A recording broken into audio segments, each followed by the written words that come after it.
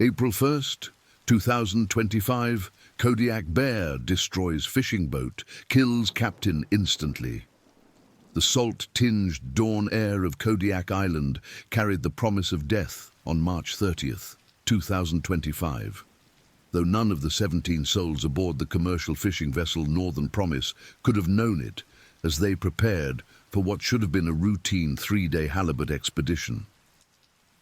Captain Paul Michael Reynolds, 58 years old with weathered hands that had gripped fishing lines for over 4 decades, stood on the bridge of his 38-foot Alaskan longliner, watching the first pale fingers of sunlight creep across the churning waters of Shelikof Strait. His steel-grey eyes, the same color as the Alaskan waters he'd fished since he was 14, scanned the horizon with the practiced gaze of a man who had survived countless storms, equipment failures, and the unforgiving nature of one of the world's most dangerous professions. Paul had purchased the Northern Promise 8 years earlier, using every penny of his retirement savings from his previous job as a commercial pilot for Alaska Airlines. The transition from sky to sea had been natural for him. Both required reading weather patterns, understanding mechanical systems, and making split-second decisions that could mean the difference between life and death. His wife, Margaret Eleanor Reynolds, had initially opposed the purchase, arguing that at 50 they should be thinking about slowing down, not taking on the financial burden of a commercial fishing operation. But Paul had inherited the ocean in his blood from his grandfather, Olaf Reynolds, a Norwegian immigrant who had fished the same waters in the 1920s before a rogue wave claimed both him and his vessel during a November storm that old-timers still talked about in the bars of Kodiak town. The crew Paul had assembled for this particular expedition represented a cross-section of Alaskan fishing culture. His first mate, James Jimmy Kowalski, 34, was a second-generation Polish-American whose father had worked the Bering Sea crab boats until a deck accident left him with a permanent limp and a healthy fear of the water. Jimmy had grown up in Anchorage but moved to Kodiak Island specifically to work with Paul, drawn by the captain's reputation for safety and fair profit-sharing. Unlike many fishing captains who treated their crew as expendable labor, Paul had instituted a system where every crew member received a percentage of the catch value, creating a sense of shared investment that had resulted in consistently higher yields and unusually low crew turnover. The ship's engineer, Maria Elena Vasquez, 29, was one of only a handful of female marine engineers working the Alaskan fishing fleet. Born in Guadalajara, Mexico, she had immigrated to Alaska with her family when she was 12 years old. Her father, Carlos Vasquez, worked maintenance at the Kodiak Island Coast Guard Station, and Maria had grown up around boats and engines. She had earned her marine engineering certification from the University of Alaska Maritime program and had been working with Paul for 3 years. Her meticulous attention to detail and ability to diagnose engine problems by sound alone had saved the Northern Promise from catastrophic failure on at least 2 occasions. Among the deck crew was Robert Bobby Chen, 26, a third-generation Chinese-American whose grandparents had operated a successful seafood processing business in Seattle before losing everything during the economic downturn of 2008. Bobby had dropped out of law school at University of Washington to help support his family and had gradually worked his way north through the fishing industry, eventually landing in Kodiak, where his quick reflexes and natural understanding of fish behavior made him invaluable during the chaotic moments of hauling in lines heavy with struggling halibut. The youngest crew member was Sarah Michelle Thompson, 19, an Alaska native whose family belonged to the Alutiiq tribe, the indigenous people of Kodiak Island. Sarah's great-grandmother, Elena Thompson, had been one of the last generation to remember the traditional subsistence fishing methods used by her people before commercial fishing transformed the island's economy. Sarah carried this knowledge with her, able to read water conditions and predict fish behavior in ways that sometimes seemed almost supernatural to her non-native crew members. She was working on the Northern Promise to earn money for college, planning to study marine biology at the University of Alaska Fairbanks, with the goal of returning to Kodiak to work in fisheries management.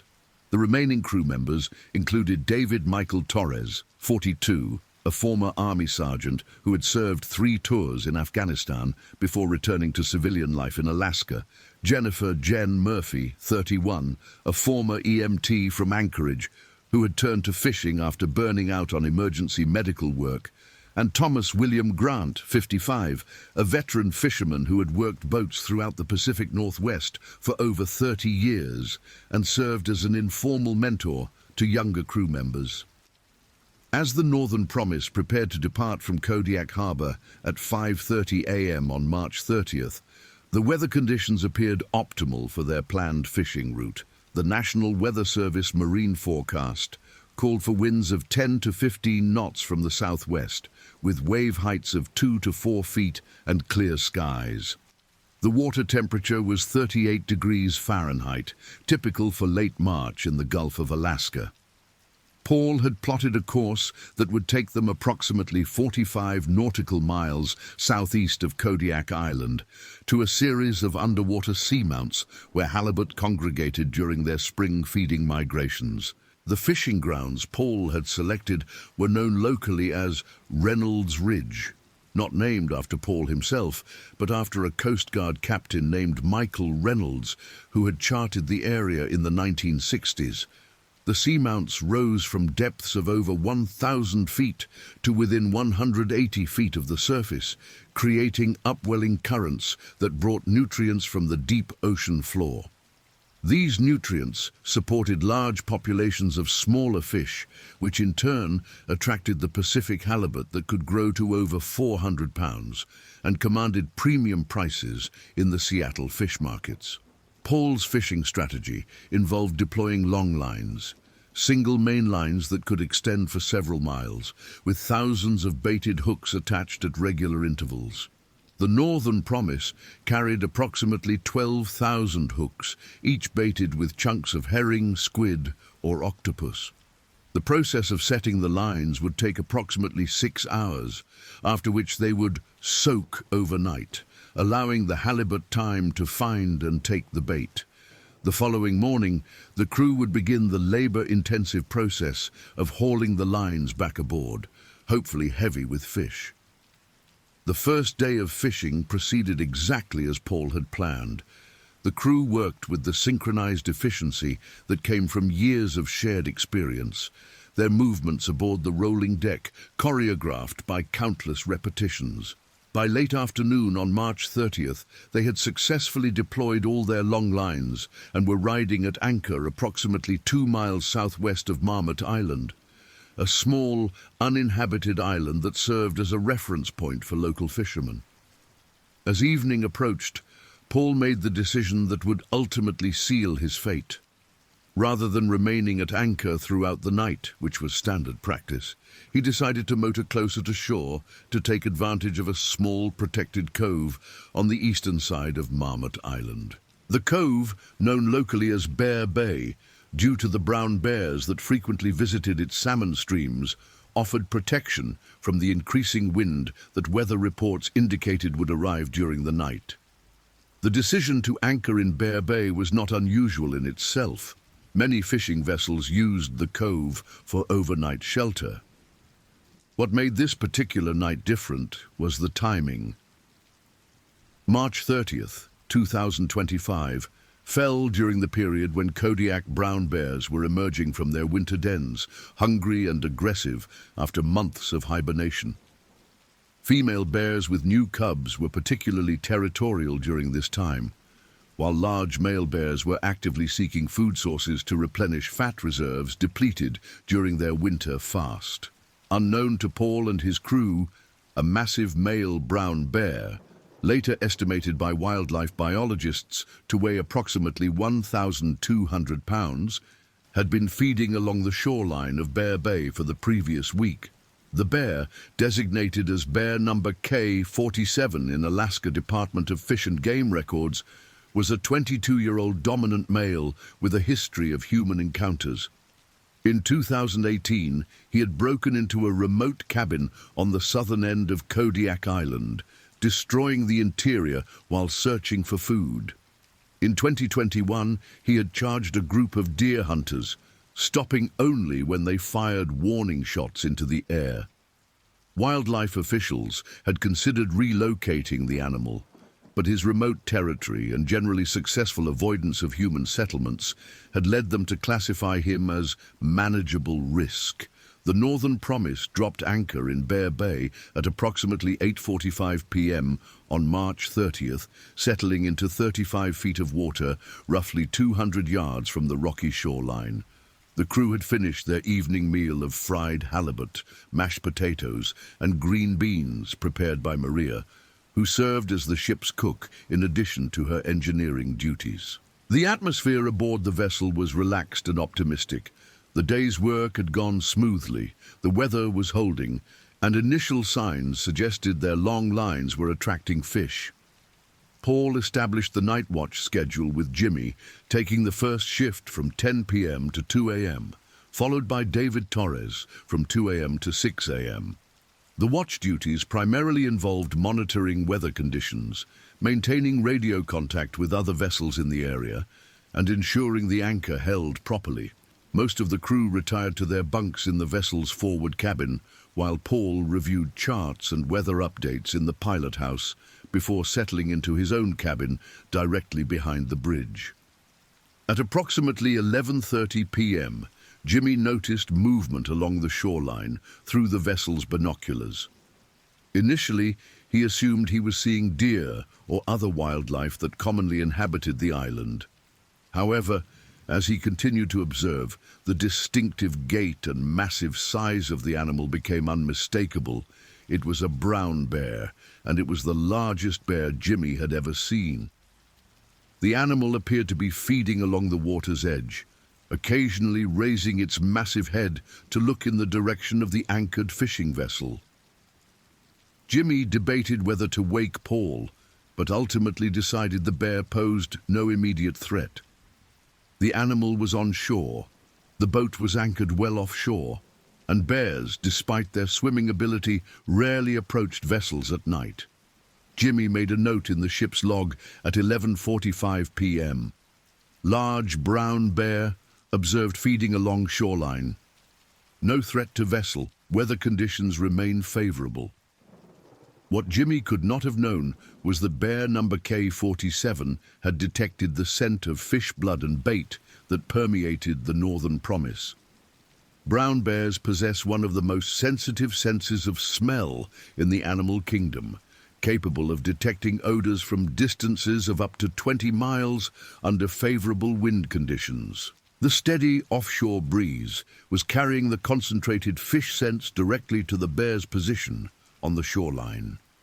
Over the course of several hours, these scents triggered increasingly powerful feeding responses in the bear's brain, overriding its natural caution around human activity. At 1:15 a.m. on March 31st, bear number K47 entered the water of Bear Bay and began swimming toward the Northern Promise. Brown bears are surprisingly capable swimmers, able to cover several miles in open water when motivated by food sources. The bear's massive paws served as effective paddles, while its thick fur and layer of fat provided insulation against the frigid water temperature. The swim to the anchored vessel took approximately 25 minutes, with the bear maintaining a steady pace that created almost no surface disturbance. Jimmy, who had been dozing in the pilot house chair, was awakened at 1:43 a.m. by an unusual sound, a deep, rhythmic splashing that seemed too regular to be wave action against the hull. Grabbing his flashlight, he stepped onto the deck and directed the beam toward the sound. The light illuminated a sight that would haunt him for the rest of his life, the massive head and shoulders of an enormous brown bear, water streaming from its fur, less than 10 feet from the vessel's stern. The bear had approached from the vessel's blind spot, using the shadow cast by the pilot house to mask its approach. Its small, dark eyes reflected the flashlight beam like polished obsidian, and its breathing created visible clouds of vapor in the cold night air. For several seconds, bear and human stared at each other across the dark water, both species recognizing the presence of a potentially deadly predator. Jimmy's first instinct was to retreat to the pilot house and sound the general alarm.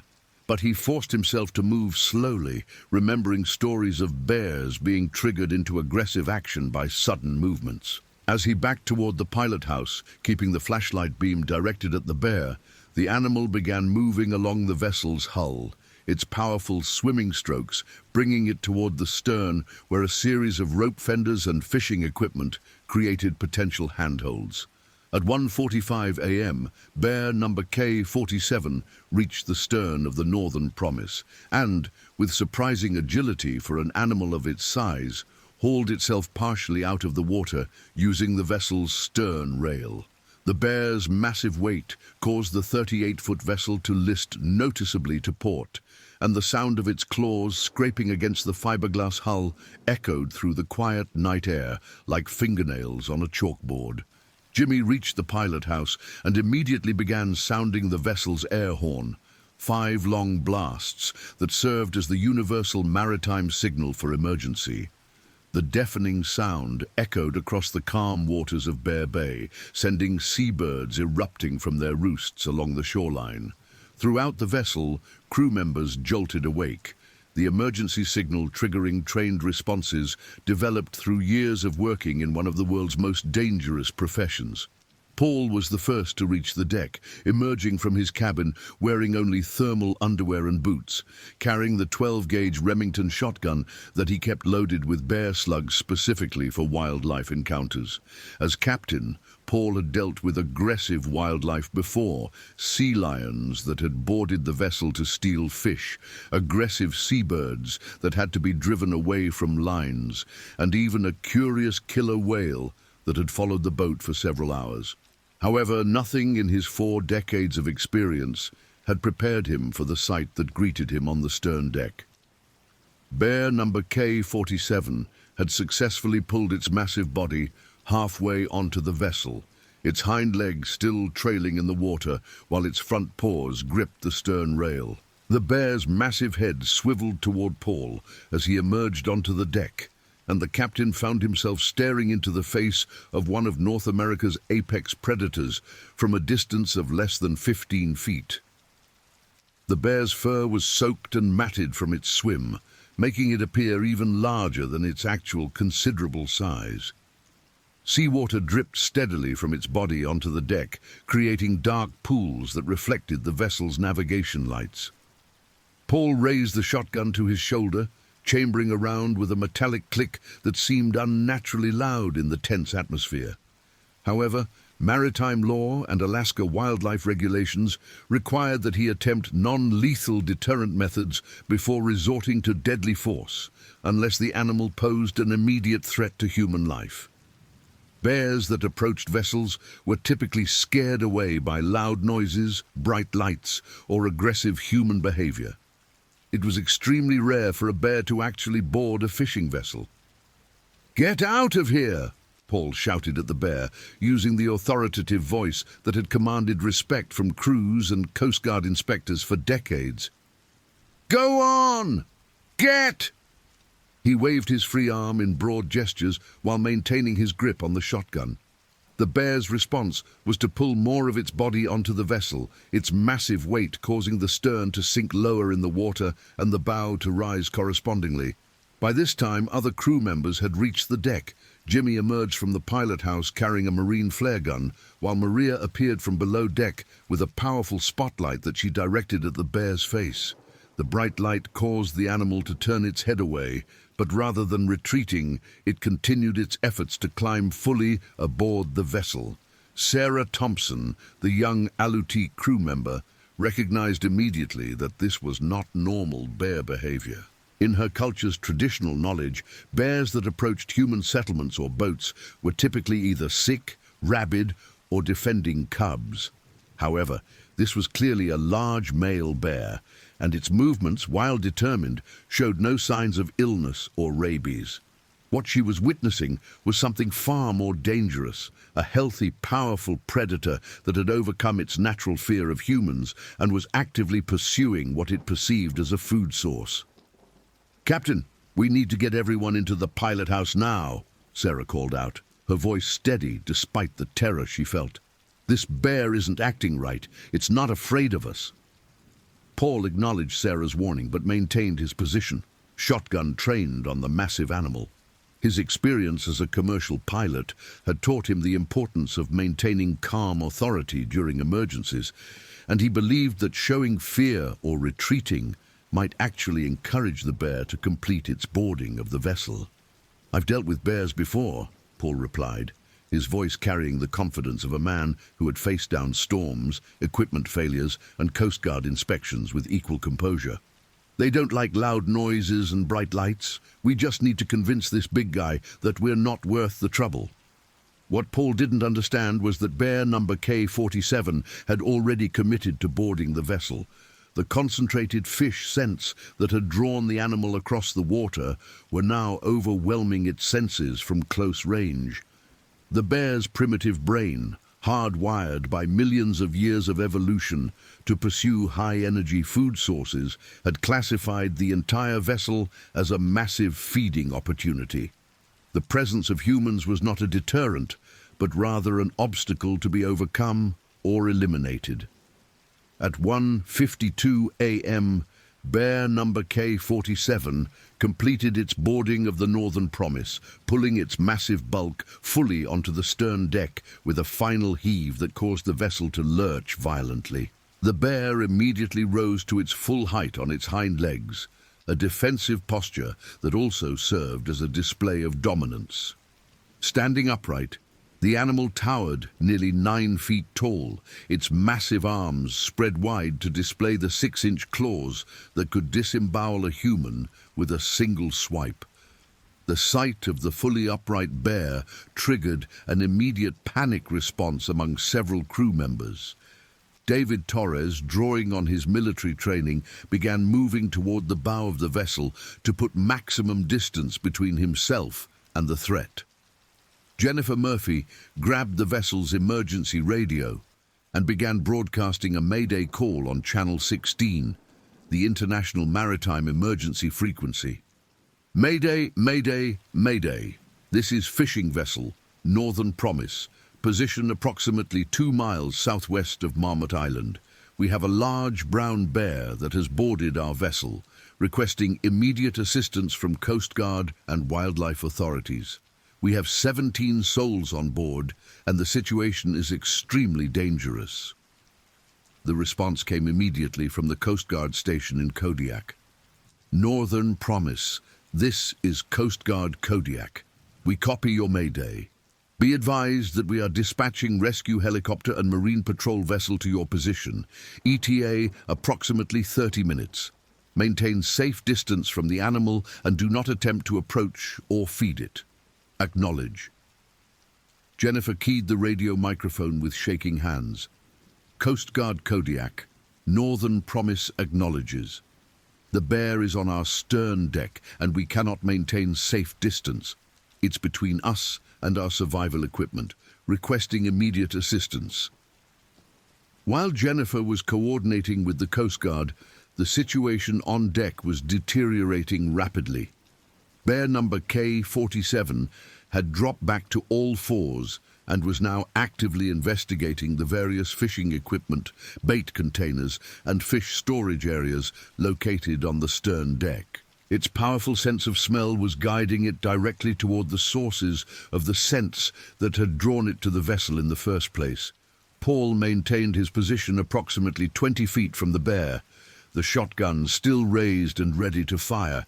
However, the vessel's motion in the gentle swells was making it difficult to maintain a steady aim, and the presence of his crew members in various positions around the deck complicated any potential shot. A miss or over-penetration could easily injure or kill one of his people, while a wounded bear would become exponentially more dangerous. The bear's investigation of the deck brought it to a large cooler containing approximately 50 pounds of fresh bait, herring, squid and salmon portions that had been prepared for the long-line hooks. The animal used its massive paws to flip open the cooler's lid, the plastic hardware no match for its strength. The sight and smell of the fresh fish triggered an immediate feeding response, and the bear began consuming the bait with rapid, powerful bites. "Maybe if we let it eat the bait, it'll leave on its own," Bobby Chen suggested from his position near the pilot house. The young fisherman had retreated there, along with several other crew members, creating a cluster of humanity that was pressed against the forward superstructure of the vessel. "No," Sarah Thompson replied firmly, drawing on her traditional knowledge of bear behavior. "Once it gets a reward, it'll expect more. It won't leave until it's eaten everything it can find, and that might include—" She didn't finish the sentence, but everyone understood her implication. Paul found himself in an impossible situation. Coast Guard assistance was still 25 minutes away. The bear was becoming increasingly bold as it fed, and his crew was trapped on a vessel with limited escape options. The water temperature would kill anyone who went overboard within minutes. The vessel's life raft was stored near the stern where the bear was currently feeding, and the pilot house could only accommodate a fraction of his crew. The situation reached its critical moment at 1:58 a.m., when the bear, having consumed most of the bait in the cooler, began moving forward along the deck toward the pilot house, where most of the crew had taken shelter. The animal's movements were deliberate and confident, showing no fear of the humans who were supposed to be the dominant species. Its wet fur had begun to dry in the cool night air, making it appear even more massive and intimidating. Paul made the decision that would cost him his life. Rather than retreating to the safety of the pilot house, he stepped directly into the bear's path, raising the shotgun to his shoulder and chambering around with deliberate loudness, hoping the mechanical sound would serve as a final warning to the animal. "That's far enough," Paul shouted, his voice carrying the authority of a man who had never backed down from a challenge in his 58 years of life. "I don't want to hurt you, but I will if you come any closer to my people." Bear number K-47's response was immediate and devastating. Rather than being intimidated by Paul's display of authority, the animal interpreted the direct confrontation as a challenge to its dominance. The bear dropped into a charging posture, its massive shoulders bunching with muscle as it prepared to eliminate the threat that stood between it and continued exploration of the vessel. The charge began at 1:59 a.m. and lasted exactly 2.3 seconds, covering the 15 feet between bear and captain with a speed that defied the animal's massive size. Brown bears can reach speeds of up to 35 miles per hour over short distances, and bear number K-47 demonstrated this explosive capability as it closed the distance to Paul before the experienced captain could even begin to squeeze the shotgun's trigger. The impact knocked Paul backward onto the deck with such force that the shotgun flew from his hands, skittering across the wet surface to lodge against the base of a fishing winch. The bear's momentum carried it directly over Paul's fallen body, and its massive weight, concentrated in 4 paws equipped with 6-inch claws, crushed the captain's ribcage with the sound of breaking kindling. Paul's death was essentially instantaneous, though witnesses would later report that he appeared to remain conscious for several seconds after the initial impact. The bear's claws had punctured both lungs and his heart, causing massive internal bleeding and immediate respiratory failure.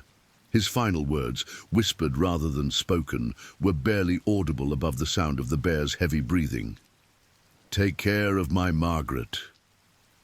The crew's reaction to Paul's death was immediate and chaotic. Several crew members screamed, triggering additional aggressive responses from the bear, which interpreted the sounds as territorial challenges. Jimmy Kowalski, despite his terror, immediately took command of the situation, drawing on his experience as first mate to coordinate his traumatized crew members. "Everyone into the pilot house now," Jimmy shouted, his voice cutting through the panic. "David, help me get that shotgun. Maria, keep that spotlight on the bear. Sarah, get on the radio and tell the Coast Guard we have a fatality." The bear, meanwhile, was displaying typical predator behavior following a successful kill.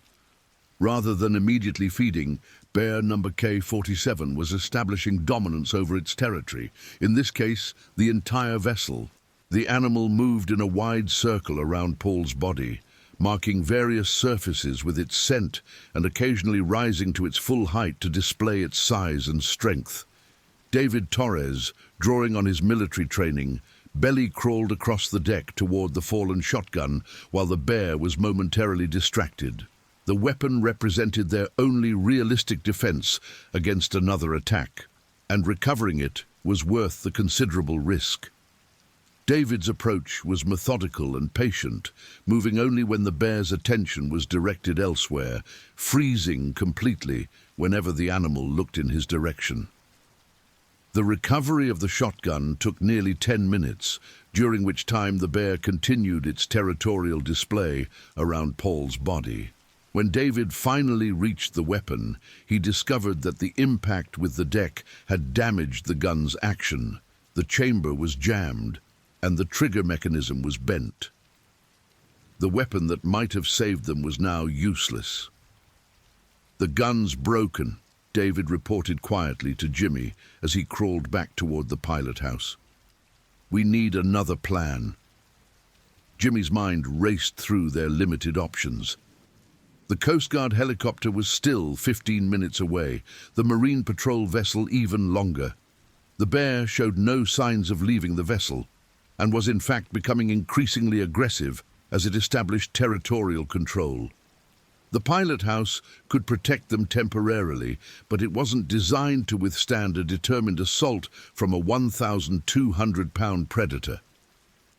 "We need to get into the water," Jimmy finally announced, though he knew the decision was essentially choosing one form of death over another. "The survival suits are in the storage locker right below us. If we can get them on, we might last long enough for the Coast Guard to reach us."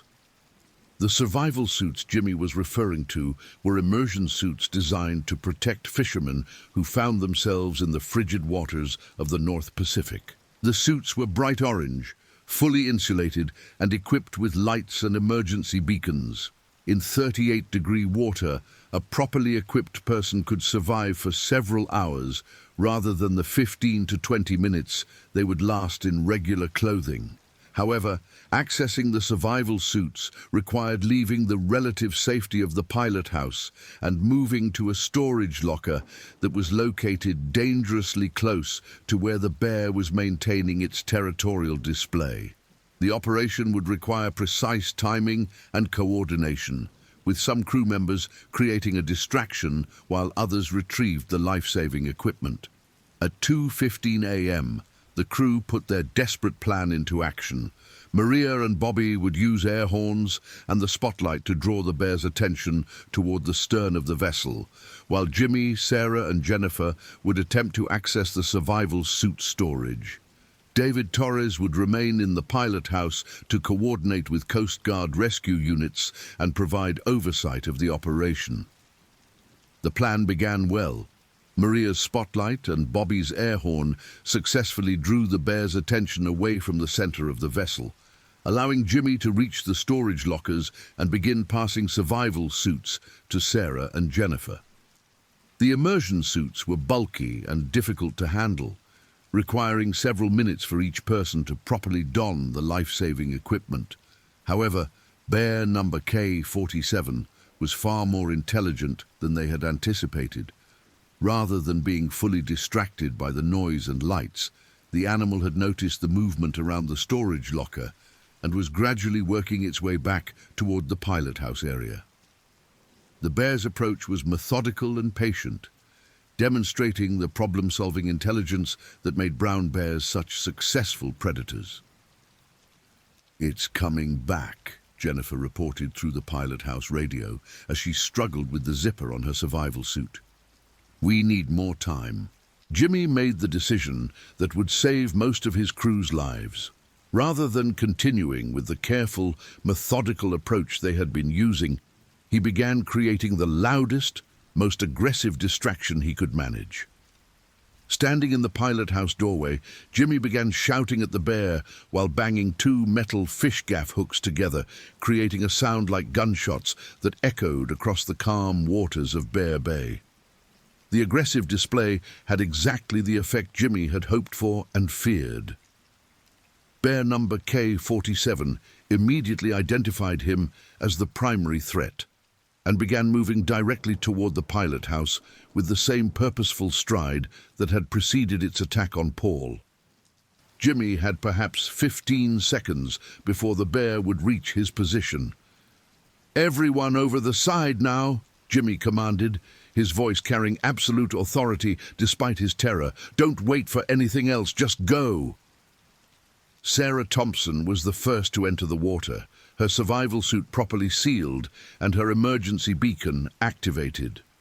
The shock of the 38-degree water was overwhelming, even through the insulated suit, but her traditional knowledge of cold water survival helped her maintain composure as she swam away from the vessel toward open water where the Coast Guard helicopter could easily spot her. Jennifer Murphy followed seconds later, her EMT training helping her maintain proper breathing patterns despite the panic and cold. Bobby Chen and Maria Vasquez entered the water simultaneously from opposite sides of the vessel, their bright orange survival suits immediately visible in the dark water. Jimmy was the last to leave the vessel, waiting until he could confirm that all surviving crew members were in the water before committing to his own escape. As he climbed over the pilot house rail, bear number K-47 reached the doorway he had just vacated, the animal's massive paw swiping at the space where Jimmy had been standing just seconds earlier. The sight of multiple humans entering the water around the vessel triggered additional aggressive responses from the bear. Rather than remaining on the deck, bear number K-47 moved to the vessel's rail and began making aggressive displays toward the crew members floating nearby. The animal's roars echoed across the calm water, a sound that penetrated the survivors' survival suits and seemed to vibrate through their bones. At 2:23 a.m., the distinctive sound of rotor blades announced the arrival of Coast Guard rescue helicopter 6031, a Eurocopter MH-65 Dolphin equipped with state-of-the-art rescue equipment and crewed by some of the most experienced rescue personnel in Alaska. The helicopter's powerful searchlight immediately illuminated the scene, revealing the massive bear on the vessel's deck and the 5 orange survival suits floating in the dark water nearby. Lieutenant Commander Rebecca Santos, the helicopter's pilot, had over 15 years of experience conducting rescues in some of the most challenging conditions on Earth. However, the situation she found in Bear Bay was unlike anything in her extensive experience. Standard rescue procedures called for hovering directly over survivors while a rescue swimmer was lowered to assist with helicopter evacuation. But the presence of an aggressive bear on the vessel below, combined with the survivors' proximity to the boat, created unprecedented complications. Coast Guard Rescue 6031 to survivors in the water, Lieutenant Commander Santos announced through the helicopter's external speakers. "We have visual contact with 5 individuals in survival suits. Be advised that we cannot conduct standard rescue procedures while the bear remains on your vessel. We need you to swim away from the boat to a safe distance for helicopter evacuation." The instruction was easier to give than to follow. Swimming in survival suits required considerable effort, and the survivors had already been in the frigid water for over 5 minutes. Hypothermia was becoming a real concern despite their protective equipment, and their ability to swim significant distances was rapidly diminishing. Sarah Thompson, drawing on her traditional knowledge of water survival, began organizing the other survivors into a group formation that would maximize their visibility to the rescue helicopter while conserving energy. "We need to stay together and swim toward shore," she called out to the others, her voice muffled by the survival suit's hood, but still clearly audible. "The helicopter can't help us while we're this close to the boat." The group began swimming away from the Northern Promise, their bright orange suits creating a clearly visible cluster against the dark water.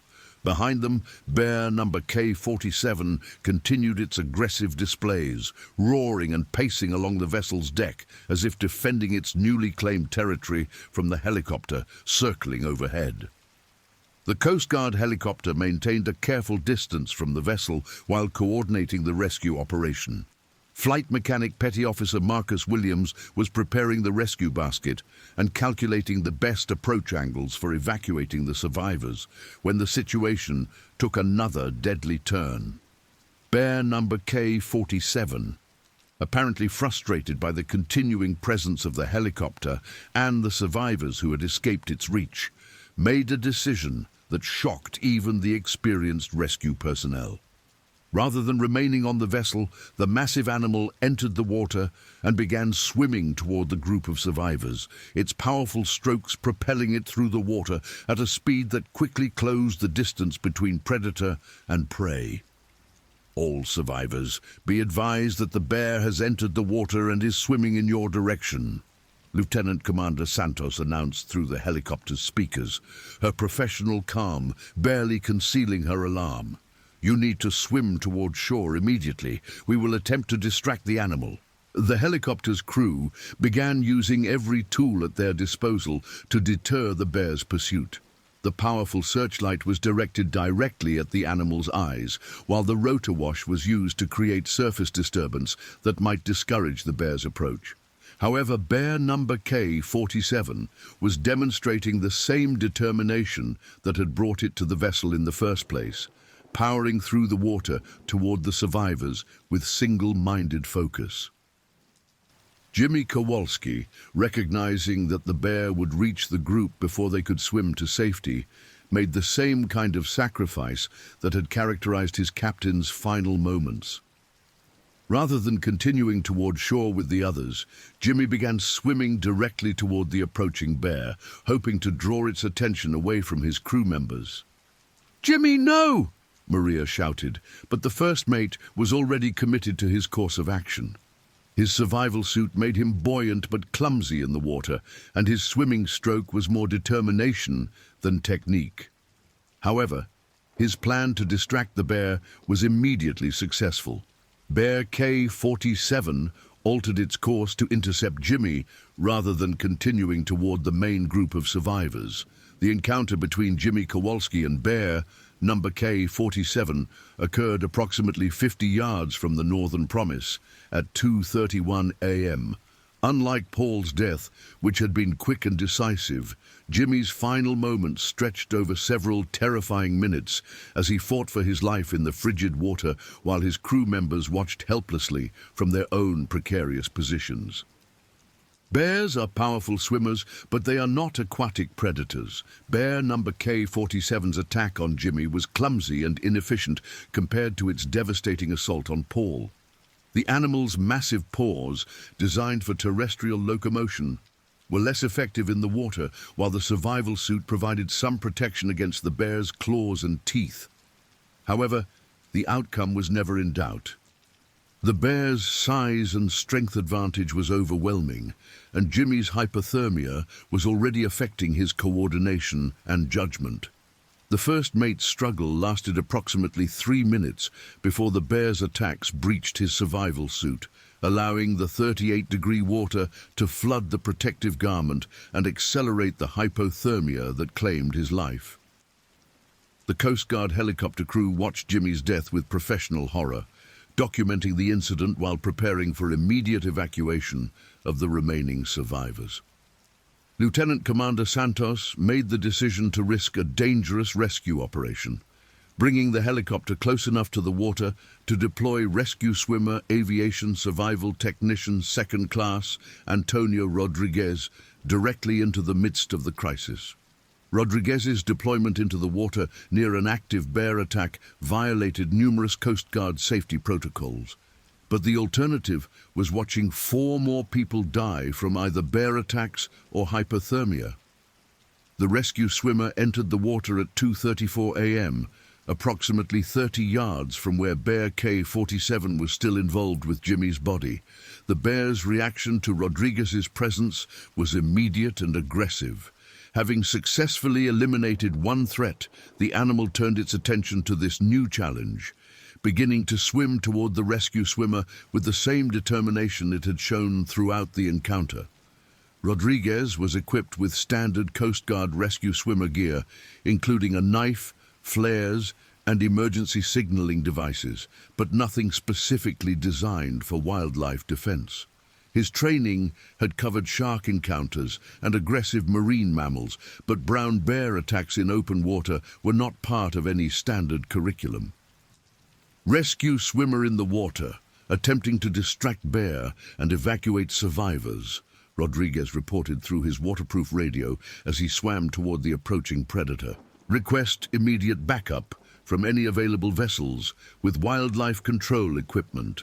The rescue swimmer's presence in the water created the distraction that saved the remaining 4 survivors.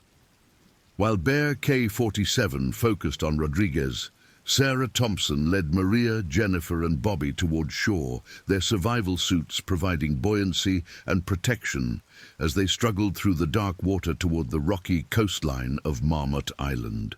Rodriguez's encounter with the bear lasted less than 2 minutes, but those minutes were among the longest in Coast Guard rescue history.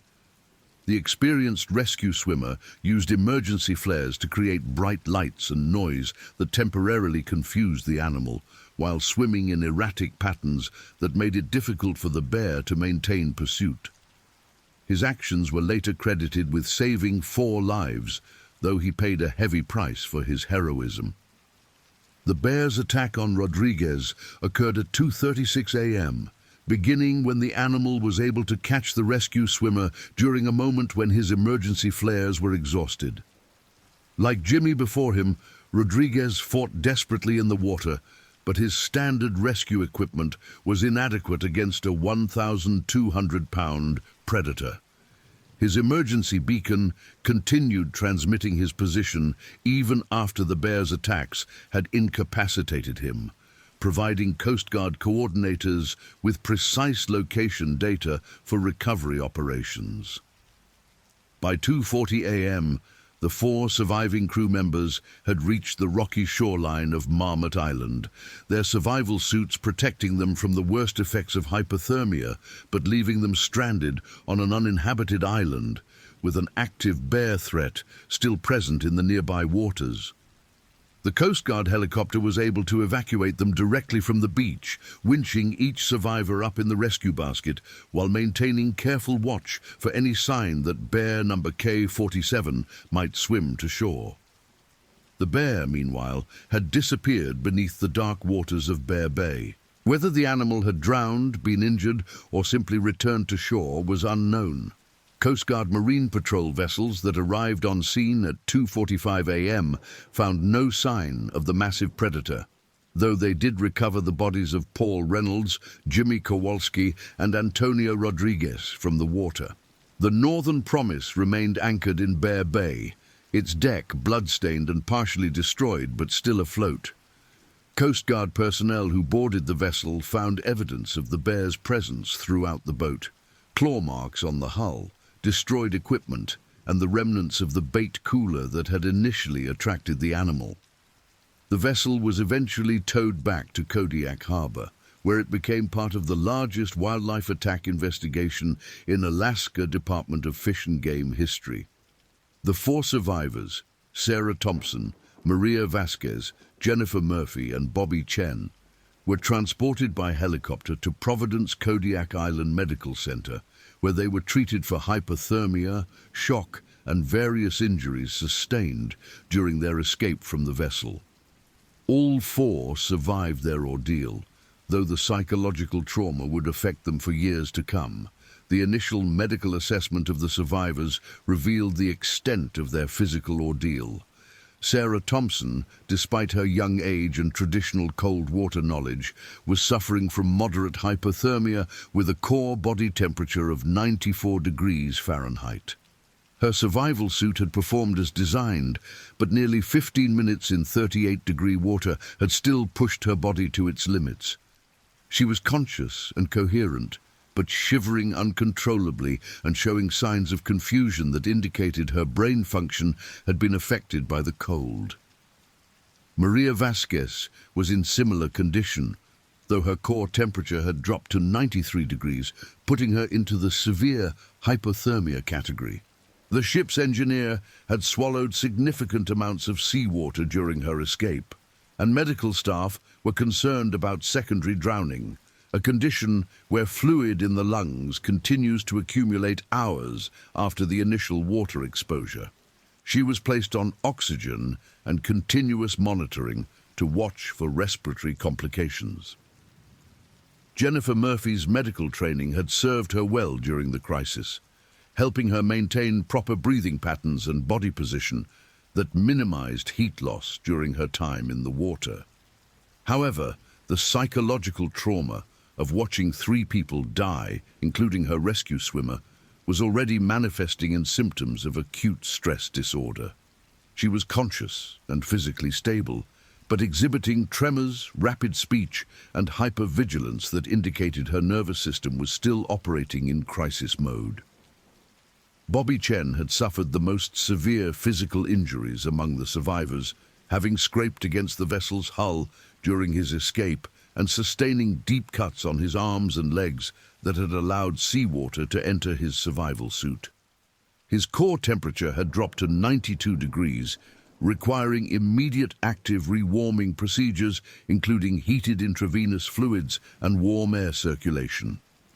Medical staff were also concerned about infection from the contaminated seawater that had entered his wounds.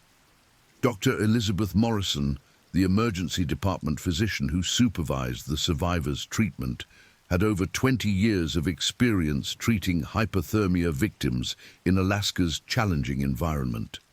However, the combination of severe cold exposure and acute psychological trauma presented unique challenges that required careful coordination between medical and psychiatric personnel.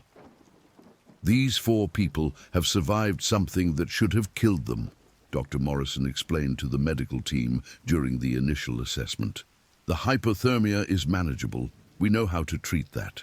But they've also experienced the most traumatic event any of them will ever face. We need to treat their bodies and their minds simultaneously. The rewarming process for hypothermia victims requires careful monitoring to avoid complications that can be more dangerous than the original cold exposure. Rapid rewarming can cause cardiac arrhythmias, blood pressure fluctuations, and electrolyte imbalances that can be fatal.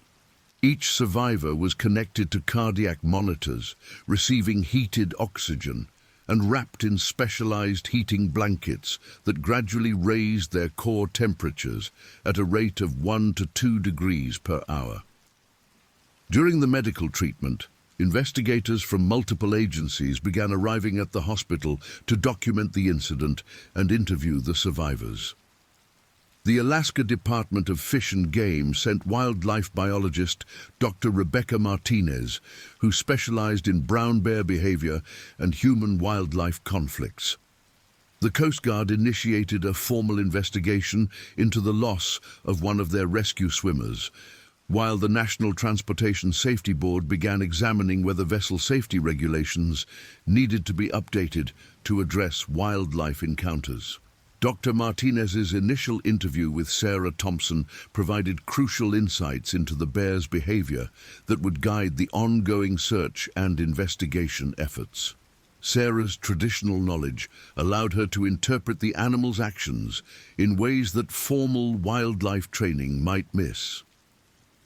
This wasn't a defensive attack or a territorial dispute, Sarah explained to Dr. Martinez, her voice still weak from hypothermia, but her analysis clear and precise. The bear swam out to our boat because it wanted our fish. When Captain Reynolds tried to scare it away, the bear saw him as competition for food. Everything that happened after that was the bear defending what it thought was its kill. Dr. Martinez had investigated dozens of bear attacks during her career, but the circumstances of the Northern Promise incident were unprecedented. "I've never seen a brown bear swim out to a vessel and board it like this," she admitted. "This suggests either an individual animal with unusually aggressive behavior or environmental factors that pushed normal bear behavior beyond typical limits."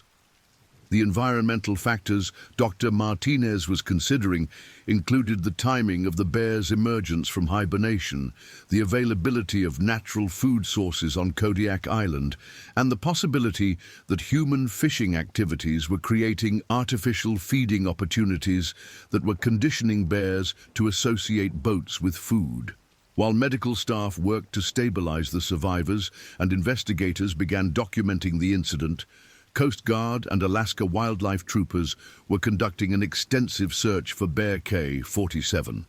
The animal had disappeared after its attack on rescue swimmer Rodriguez, and authorities needed to determine whether it had drowned, returned to shore, or was still active in the area. The search operation involved multiple aircraft, marine patrol vessels, and ground teams with specialized bear tracking equipment. Thermal imaging cameras mounted on helicopters searched the coastline for heat signatures that might indicate the bear's presence, while marine biologists used underwater sonar to search for the animal's body in the deeper waters of Bear Bay. The search for bear number K-47 took on added urgency when investigators realized that the bear's aggressive behavior toward vessels might not be limited to the Northern Promise. A review of incident reports from the previous month revealed 3 other cases of large brown bears approaching fishing vessels in the Kodiak Island area, though none of the previous encounters had resulted in the animal actually boarding a boat. "We're looking at a pattern of behavior that suggests this individual bear, or possibly multiple bears, have learned to associate fishing vessels with food sources," explained Alaska Wildlife Trooper Sergeant Mike Davidson, who was coordinating the search efforts. "This represents a significant public safety threat that needs to be addressed immediately." The search for the bear was complicated by the vast area of wilderness surrounding Bear Bay and the animal's ability to travel dozens of miles per day through terrain that was largely inaccessible to human searchers. Brown bears are capable of swimming between islands, climbing steep terrain that would challenge experienced mountaineers, and hiding in dense vegetation that makes visual detection nearly impossible. On April 2nd, 36 hours after the attack, ground search teams found bear tracks and scat approximately 3 miles inland from Bear Bay, confirming that bear number K-47 had survived its encounter with the Coast Guard rescue swimmer and had returned to shore. The tracks indicated an animal of exceptional size, with paw prints measuring over 12 inches in length and claw marks that extended 6 inches beyond the pad impressions. Wildlife biologist Dr. Martinez examined the physical evidence and determined that the bear was not only alive, but appeared to be uninjured from its encounter in the water. The stride length and depth of these tracks indicate a healthy, vigorous animal, she reported to the search team. "This bear is not wounded or impaired in any way, which means it remains a significant threat to public safety." The confirmation that Bear K-47 had survived led to an immediate expansion of safety protocols for vessels operating in the Kodiak Island area. The Coast Guard issued a marine safety bulletin requiring all fishing vessels to maintain minimum distances from shore during nighttime hours, implement enhanced wildlife watch procedures, and carry bear deterrent equipment, including air horns, flares, and emergency signaling devices. Meanwhile, the investigation into the Northern Promise incident was revealing disturbing patterns in bear behavior throughout the region. A comprehensive review of wildlife incident reports dating back 5 years showed a steady increase in aggressive bear encounters involving fishing vessels, with the frequency and severity of incidents escalating dramatically in recent months. Dr. Martinez's analysis suggested that climate change and commercial fishing activities were creating a perfect storm of conditions that encouraged dangerous bear behavior. Warming ocean temperatures are affecting fish migration patterns, which means natural food sources for bears are becoming less predictable, she explained to investigators. At the same time, commercial fishing vessels are concentrating large amounts of fish scents in specific areas, creating artificial feeding opportunities that bears are learning to exploit. The combination of environmental pressures and learned behavior was creating what wildlife experts termed a behavioral sink, a situation where normal animal behavior patterns break down under artificial conditions, leading to increasingly aberrant and dangerous actions. The Northern Promise incident represented the most extreme example of this phenomenon, but experts warned that similar attacks could occur with increasing frequency if the underlying causes weren't addressed. The investigation also revealed concerning gaps in safety protocols and emergency response procedures for wildlife encounters at sea. Despite operating in one of North America's most bear-dense regions, most fishing vessels carried no wildlife deterrent equipment beyond basic noisemakers. Captain Paul Reynolds' decision to confront the bear with a shotgun was typical of the self-reliant approach favored by many Alaska fishermen. But wildlife experts noted that non-lethal deterrent methods might have been more effective. Captain Reynolds was doing what he thought was best to protect his crew, Dr. Martinez observed during her analysis of the incident. But confronting a large brown bear at close range with a firearm requires perfect shot placement and immediate follow-up shots. In most cases, non-lethal deterrents like bear spray, flares, or noisemakers are more effective at preventing attacks. The recommendation for bear spray was controversial among fishing industry representatives who argued that the marine environment made such deterrence impractical. Bear spray requires close range for effectiveness, can be dispersed by wind, and becomes less effective in wet conditions, all common factors in marine environments. As the investigation continued, the personal stories of the victims began to emerge, adding human dimension to what might otherwise have been viewed as a statistical wildlife incident. Captain Paul Reynolds was remembered as a man who had dedicated his life to the sea and the people who worked with him. His wife, Margaret Reynolds, spoke publicly about her husband's commitment to crew safety and his belief that every fishing expedition should end with everyone going home to their families. Paul always said that the ocean was dangerous enough without taking unnecessary risks, Margaret told reporters during a memorial service held at the Kodiak United Methodist Church. He carried that shotgun for bears, but he hoped he'd never have to use it. He just wanted to make sure his people were safe.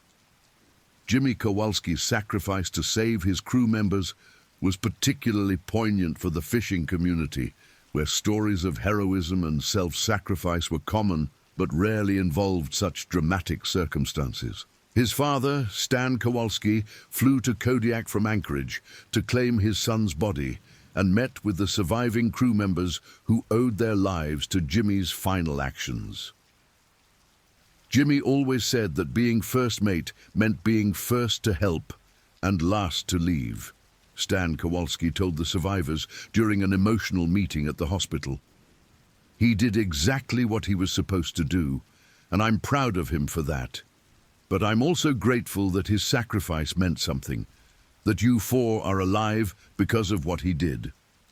Coast Guard rescue swimmer Antonio Rodriguez was honored by his service colleagues as a hero who had given his life attempting to save others in impossible circumstances. His deployment into the water near an active bear attack had violated standard safety protocols, but Coast Guard leadership emphasized that rescue swimmers were trained to make split-second decisions in life-or-death situations. Petty Officer Rodriguez made a conscious decision to enter an extremely dangerous situation because 4 human lives were at stake, explained Coast Guard District 17 Commander Admiral Patricia Hayes during a memorial service in Anchorage. His actions represent the highest traditions of the Coast Guard and the selfless commitment that defines our rescue swimmers. The psychological impact on the 4 survivors became evident as their physical recovery progressed. Sarah Thompson, despite her youth and traditional knowledge that had helped her survive the ordeal, was experiencing nightmares and anxiety attacks that interfered with her sleep and daily functioning.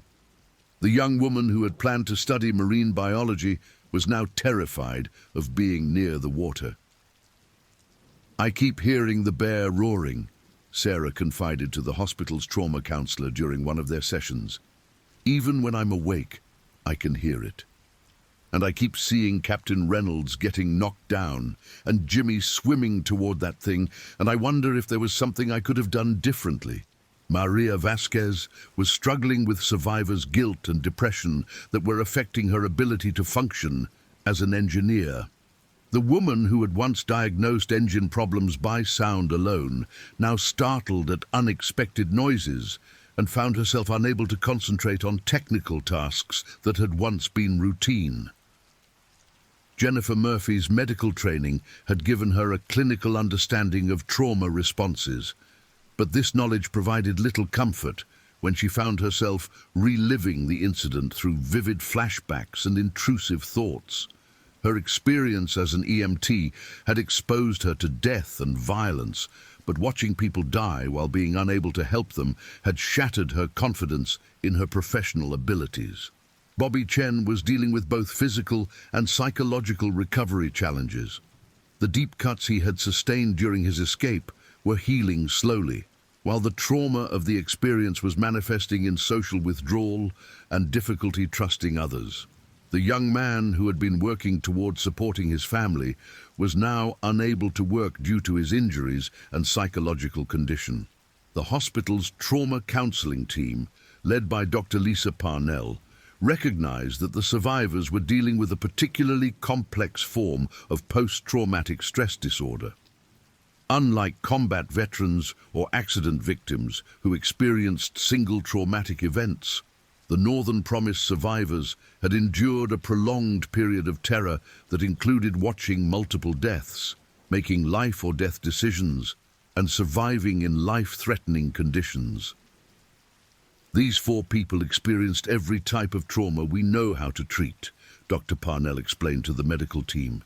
They witnessed violent death, feared for their own lives, made survival decisions under extreme stress, and then dealt with survivor's guilt. Each of these trauma types requires different therapeutic approaches, and they're all dealing with multiple types simultaneously.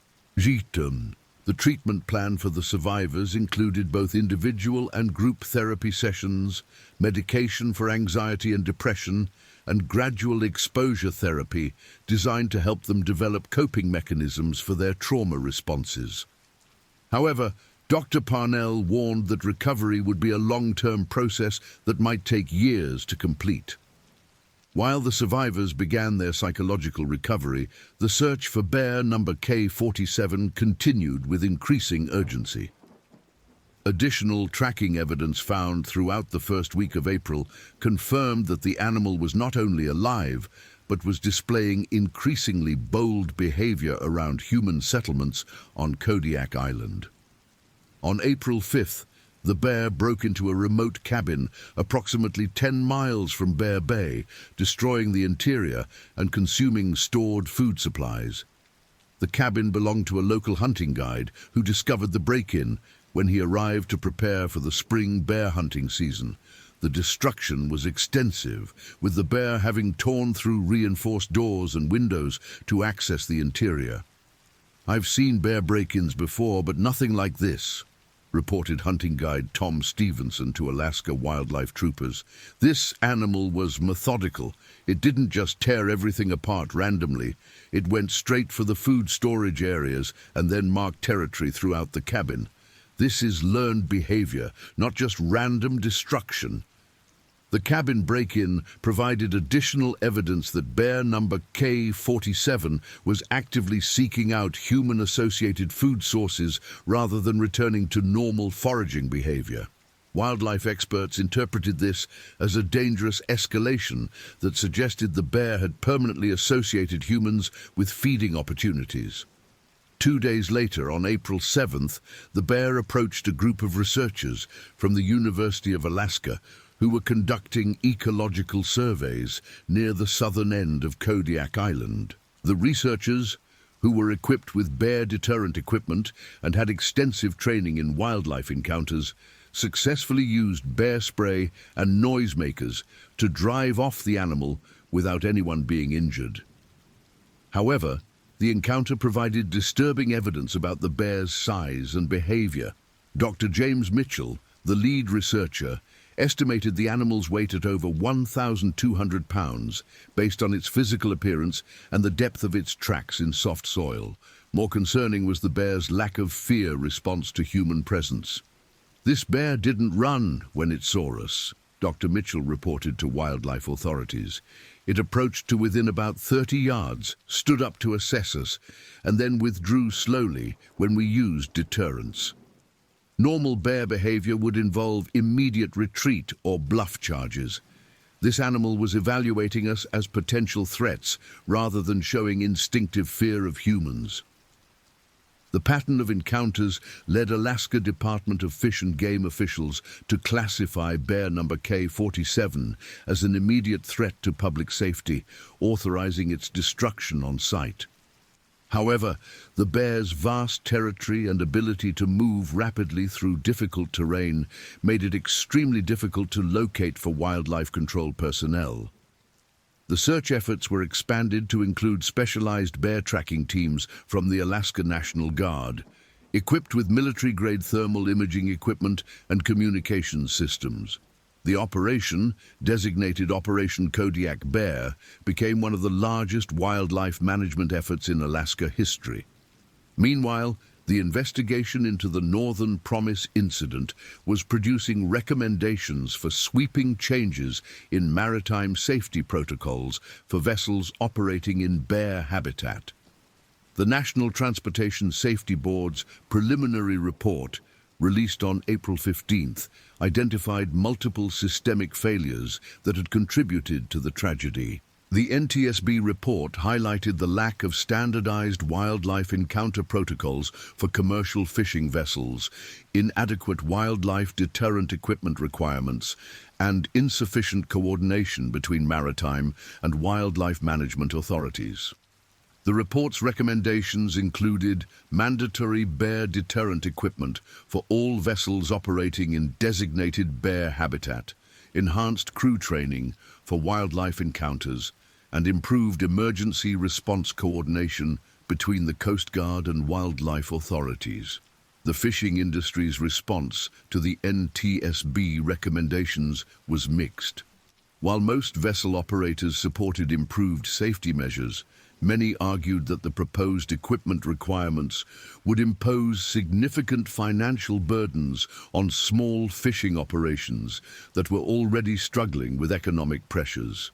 "We understand the need for safety improvements, but some of these recommendations would cost more than many boats are worth," explained Alaska Independent Fishermen's Association President Robert McKenzie. "We need practical solutions that protect crews without forcing small operators out of business." The economic impact of the Northern Promise incident extended beyond safety equipment costs. Insurance companies began reassessing their policies for vessels operating in Alaska waters, with several major maritime insurers increasing premiums or excluding coverage for wildlife-related incidents. The uncertainty created by these policy changes threatened the viability of many small fishing operations throughout Alaska. The incident also prompted broader discussions about the relationship between commercial fishing activities and wildlife conservation in Alaska. Environmental groups argued that the concentration of fish processing activities was creating artificial feeding opportunities that encouraged dangerous wildlife behavior, while fishing industry representatives maintained that their operations were conducted in accordance with all existing regulations. Dr. Rebecca Martinez's comprehensive analysis of the incident, released in May 2025, provided the most detailed scientific assessment of the factors that had contributed to the tragedy. Her report identified climate change as a primary driver of changing bear behavior, noting that warming ocean temperatures were disrupting traditional fish migration patterns and forcing bears to seek alternative food sources. The Northern Promise incident represents a collision between traditional bear behavior and rapidly changing environmental conditions, Dr. Martinez wrote in her executive summary. Climate change is altering the fundamental ecological relationships that have existed in this region for thousands of years, creating new patterns of human-wildlife conflict that we are only beginning to understand. The report's recommendations included enhanced monitoring of bear populations and behavior patterns, research into the effects of commercial fishing on wildlife feeding patterns, and development of new technologies for wildlife deterrent systems specifically designed for marine environments. As summer approached, the search for Bear K-47 continued without success. The animal had apparently learned to avoid human contact while maintaining its presence in the region, occasionally leaving sign of its passage, but never appearing in locations where wildlife control personnel could attempt capture or elimination. The survivors of the Northern Promise incident were making gradual progress in their recovery, though none had returned to fishing-related work. Sarah Thompson had enrolled in counseling psychology at the University of Alaska Anchorage, redirecting her career goals toward helping other trauma survivors. Her traditional knowledge and personal experience with survival made her uniquely qualified to understand the psychological challenges faced by people who had survived life-threatening wildlife encounters. Maria Vasquez had taken a position with a marine engineering firm in Seattle, accepting a desk job that kept her away from fishing vessels while she continued her psychological recovery. Her expertise in marine systems remained valuable, but her trauma made it impossible for her to work in the environment where she had once thrived. Jennifer Murphy had returned to emergency medical work, but in a hospital setting rather than as a field EMT. Her experience surviving the bear attack had given her new insights into trauma treatment, and she was pursuing additional training in emergency psychology to better help patients who had survived traumatic incidents. Bobby Chen had the most difficult recovery among the survivors. His physical injuries had healed, but the psychological trauma had triggered a severe depression that required ongoing medication and therapy. His family's financial situation, already precarious before the incident, had deteriorated further due to his inability to work, creating additional stress that complicated his recovery. The anniversary of the Northern Promise incident, March 31, 2026, was marked by memorial services for the 3 men who had died and continued advocacy for improved maritime safety measures. Margaret Reynolds had become a vocal advocate for enhanced wildlife safety protocols, working with fishing industry organizations and government agencies to implement practical solutions that could prevent similar tragedies. Paul died doing what he loved, but he died because we didn't have the right tools and training to deal with a situation that's becoming more common, Margaret told lawmakers during a hearing on maritime safety legislation. We can't bring back the men we lost, but we can make sure that other families don't have to go through what we've experienced. The legislative response to the Northern Promise incident included the Alaska Maritime Wildlife Safety Act, which mandated bear deterrent equipment for all commercial vessels operating within 50 miles of designated bear habitat, established training requirements for wildlife encounters, and created a research fund to develop improved deterrent technologies. However, bear number K47 remained at large, a 1,200-pound reminder that the fundamental conflict between human activities and wildlife behavior had not been resolved.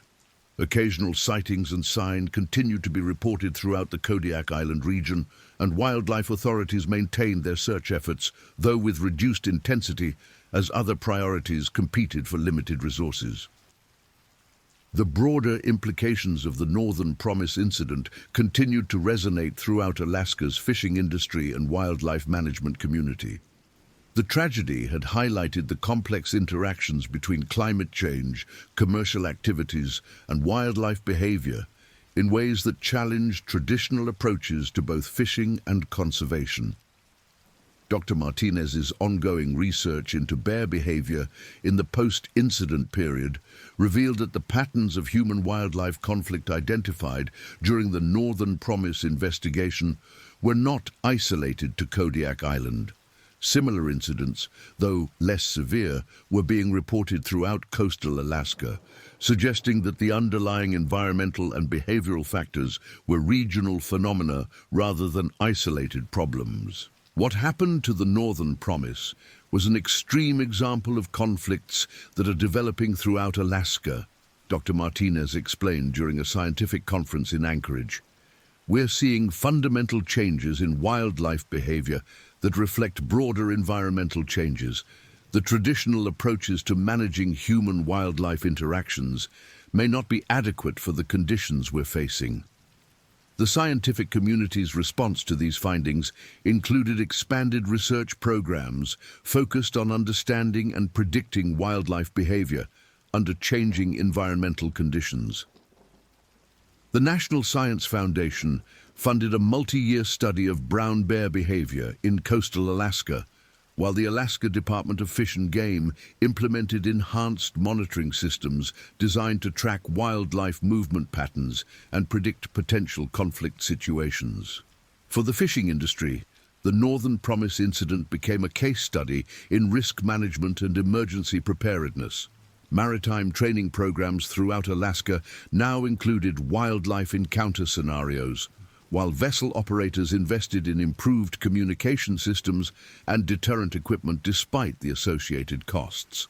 The Coast Guard's response to the incident included revised rescue protocols for wildlife-related emergencies and enhanced training for rescue swimmers who might encounter aggressive animals during water rescues. The loss of Petty Officer Rodriguez had prompted a comprehensive review of rescue swimmer safety procedures and equipment requirements. Insurance companies had largely adjusted to the new reality of wildlife-related risks in Alaska waters, though premiums remained elevated for vessels operating in designated high-risk areas.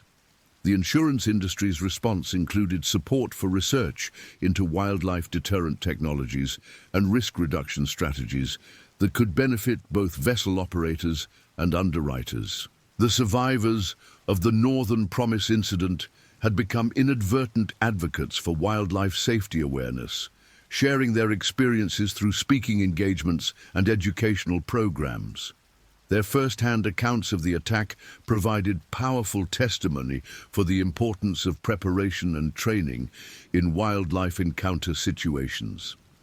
Sarah Thompson's transformation from aspiring marine biologist to trauma counselor had brought her full circle to the water, though in a different capacity. She worked with fishing crews and their families to develop coping strategies for the psychological stresses of working in dangerous environments, drawing on both her traditional knowledge and her personal experience with survival. The ocean and the land are dangerous places, but they're also beautiful and life-giving, Sarah explained during one of her presentations to fishing crews. Our ancestors knew how to live with these dangers while respecting the animals that share our environment. We need to learn those lessons again, but with modern tools and knowledge. The memorial services held annually for Captain Paul Reynolds, First Mate Jimmy Kowalski, and Petty Officer Antonio Rodriguez had become focal points for the ongoing discussion about maritime safety and wildlife management in Alaska. The three men were remembered not just as victims of a tragic incident, but as individuals who had embodied the values of service, sacrifice, and commitment to others that defined Alaska's maritime community. Margaret Reynolds had established a scholarship fund in her husband's memory to support maritime safety research and training programs. The Paul Reynolds Maritime Safety Scholarship provided funding for students pursuing careers in marine safety, wildlife management, and emergency response, ensuring that his commitment to protecting others would continue to influence future generations. The families of Jimmy Kowalski and Antonio Rodriguez had similarly channeled their grief into advocacy for improved safety measures and support for others who faced similar risks. Their efforts had contributed to enhanced training programs, improved equipment standards, and better coordination between maritime and wildlife management authorities.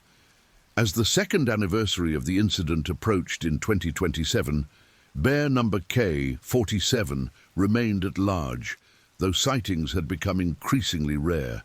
Wildlife experts speculated that the animal might have died from natural causes, moved to a different region, or simply learned to avoid human contact more effectively.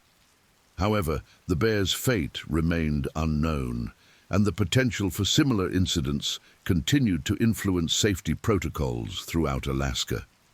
The legacy of the Northern Promise incident extended beyond the immediate changes in safety regulations and equipment requirements. The tragedy had sparked a broader conversation about the relationship between human activities and wildlife conservation in an era of rapid environmental change. The complex interactions between climate change, commercial fishing, and animal behavior that had contributed to the incident were being studied and addressed by scientists, policymakers, and industry leaders throughout Alaska and beyond. The four survivors continued their recovery journeys, each finding different ways to cope with their trauma and rebuild their lives. Their experiences had demonstrated both the fragility of human life in the face of natural forces and the resilience of the human spirit in overcoming even the most devastating experiences. The waters around Kodiak Island continued to provide livelihoods for hundreds of fishing families, though the industry had been forever changed by the events of March 31st, 2025. Enhanced safety measures, improved training programs, and better equipment had reduced the risks associated with wildlife encounters, but the fundamental reality of working in one of North America's most challenging environments remained unchanged. The story of the Northern Promise had become part of Alaska's maritime folklore, a reminder of the courage required to work on the sea and the respect owed to the wildlife that shared these waters. Captain Paul Reynolds' final words, "Take care of my Margaret," had become a symbol of the personal sacrifice and commitment that characterized Alaska's fishing community, while Jimmy Kowalski's heroic swimming towards certain death to save his crewmates exemplified the bonds of loyalty that united those who faced danger together.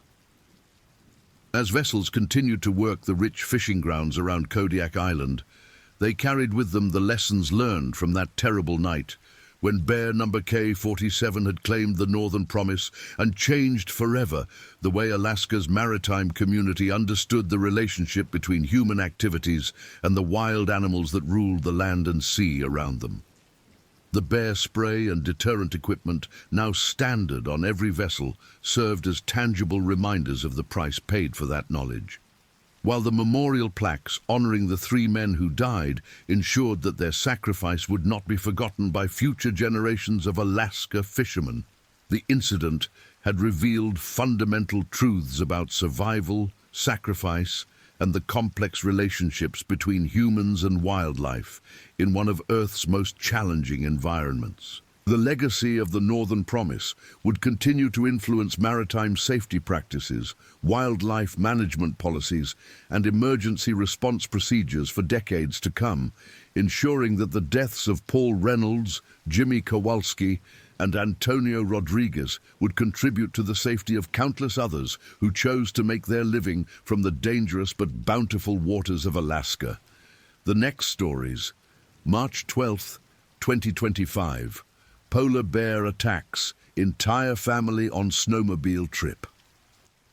The words would echo through the corridors of Nome Regional Medical Center for weeks afterward, whispered by nurses who had seen too much, spoken in hushed tones by paramedics who thought they had witnessed every horror the Alaskan wilderness could conjure.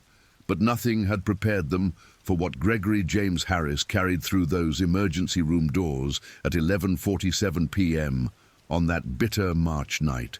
His wife, Sarah Lynn Harris, unconscious in his arms, their two children, Michael David Harris, age 12, and Emma Rose Harris, age 9, clinging to consciousness by threads as thin as the ice that had shattered beneath their snowmobile just 8 hours earlier. The day had begun with such promise, such ordinary suburban optimism that would later seem obscene in its naivety. Gregory Harris, a 40-year-old petroleum engineer for ConocoPhillips, had been planning this family snowmobile expedition for 3 months, ever since his wife Sarah, a 38-year-old elementary school teacher at Nome Elementary School, had mentioned during their October anniversary dinner that she missed the adventures they used to take before the children grew old enough to complain about being cold. Sarah Lynn Harris, née Peterson, had grown up in Fairbanks, daughter of deceased commercial fisherman Robert Peterson and retired nurse Margaret Peterson, and she possessed that peculiar Alaskan combination of wilderness confidence and healthy respect for nature's capacity for sudden, violent mood swings. Their son, Michael David Harris, was 12 years old, a 7th grader at Nome Belts Junior Senior High School, and had inherited his father's methodical engineering mind along with his mother's adventurous spirit. He stood 5 feet 2 inches tall, weighed 98 pounds, and had been tracking wildlife through binoculars since age 7. His sister, Emma Rose Harris, 9 years old and in 4th grade, was smaller at 4 feet 1 inch and 62 pounds, but possessed a fierce independence that both delighted and terrified her parents. She had been asking to go on a real snowmobile trip for 2 years, having grown bored with the short rides around their property 12 miles east of Nome on the Cougar Rock Road. The Harris family had purchased their property in 2019, a modest 3-bedroom house on 40 acres of tundra and scattered spruce, because Gregory's position with ConocoPhillips allowed him to work remotely 3 days per week, and Sarah had secured her teaching position after the previous 4th grade teacher retired. They had moved from Anchorage specifically to give their children what Gregory called real Alaska, the kind of childhood experience that built character and respect for the natural world. It was a decision that, by March 12th, 2025, would haunt every waking moment of Sarah's existence. The weather on March 12th had been deceptively benign. The National Weather Service office in Nome had issued their morning forecast at 6 a.m. Partly cloudy skies, temperatures ranging from -8 to -15 degrees Fahrenheit, winds from the northwest at 8 to 12 miles per hour. Visibility was forecast to remain at 10 miles or greater throughout the day, with no precipitation expected. It was precisely the kind of weather that experienced Alaskans recognized as perfect for snowmobile touring, cold enough to keep the snow firm, but not so cold as to create equipment problems or excessive discomfort. Gregory had checked their 2 snowmobiles the previous evening, a 2023 Arctic Cat ZR 8000 Limited and a 2022 Ski-Doo Grand Touring 900 ACE. Both machines had been serviced in February by Arctic Cat of Nome, owned and operated by James Jimmy McReynolds, a 62-year-old mechanical wizard who had been maintaining snowmobiles in Nome since 1983. Jimmy had personally inspected both machines on February 18, replacing the track on the Arctic Cat and performing routine maintenance on both engines. His service records, which would later become crucial evidence in the Alaska State Troopers' investigation, showed both machines in excellent mechanical condition. The family's intended route had been discussed and planned for weeks. They would follow the Nome Council Road northeast for approximately 37 miles to its intersection with the Cougarok Road, then continue north on the Cougarok for another 22 miles to the settlement of Salmon Lake. From Salmon Lake, they planned to take the winter trail system that paralleled Salmon Lake Creek for approximately 15 miles before connecting with the network of mining roads that crisscrossed the area around Anvil Mountain. The total distance would be roughly 95 miles, with planned stops at mile 25, mile 50, and mile 70 for rest, hot chocolate from thermoses, and equipment checks. What made this route particularly appealing to Gregory was its combination of established roads, marked winter trails, and spectacular scenery. The area around Anvil Mountain offered views of the Kiglewake Mountains to the north and the Norton Sound to the south, while the mining roads provided access to historical sites dating back to the gold rush era of the early 1900s. More importantly, the route was well traveled during winter months by other snowmobile enthusiasts, hunters, and the occasional Alaska State Trooper patrol, which Gregory considered an important safety factor given that they would be traveling with children. Sarah had prepared their emergency kit with characteristic thoroughness. In the cargo sled pulled behind the Arctic Cat, she packed a Coleman camping stove with 3 fuel canisters, enough food for 3 meals, 6 emergency blankets, a first aid kit that would have impressed a wilderness EMT, 2 sleeping bags rated to -40 degrees, an emergency shelter tarp, rope, a snow shovel, tire repair kit, spark plugs, and emergency flares. She also packed her satellite communicator, a Garmin InReach Explorer Plus that could send GPS coordinates and text messages to emergency services even in areas with no cellular coverage. The irony that would later torment her dreams was that every piece of emergency equipment functioned perfectly throughout their ordeal. The stove worked, the shelter held, the sleeping bags provided warmth, and the satellite communicator successfully transmitted their location to rescue services. It was not equipment failure that nearly killed her family. It was something far more primal and unstoppable. They departed their home at 8:15 a.m. on March 12th, with Gregory driving the Arctic Cat while pulling the cargo sled, and Sarah operating the Ski-Doo with Michael and Emma as passengers. The morning air was crystalline clear, the kind of brutal clarity that only exists when the temperature drops below -10 and every molecule of water vapor freezes out of the atmosphere. Their breath created small clouds that dissipated instantly, and the snow beneath their machines was firm and fast, compressed by wind and cold into an ideal surface for snowmobile travel.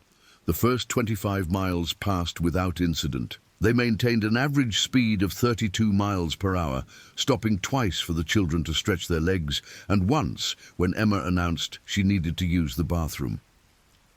At 10:30 a.m., they reached their first planned rest stop at mile marker 25 on the Nome Council Road, where Gregory shut off both machines and Sarah unpacked hot chocolate and granola bars.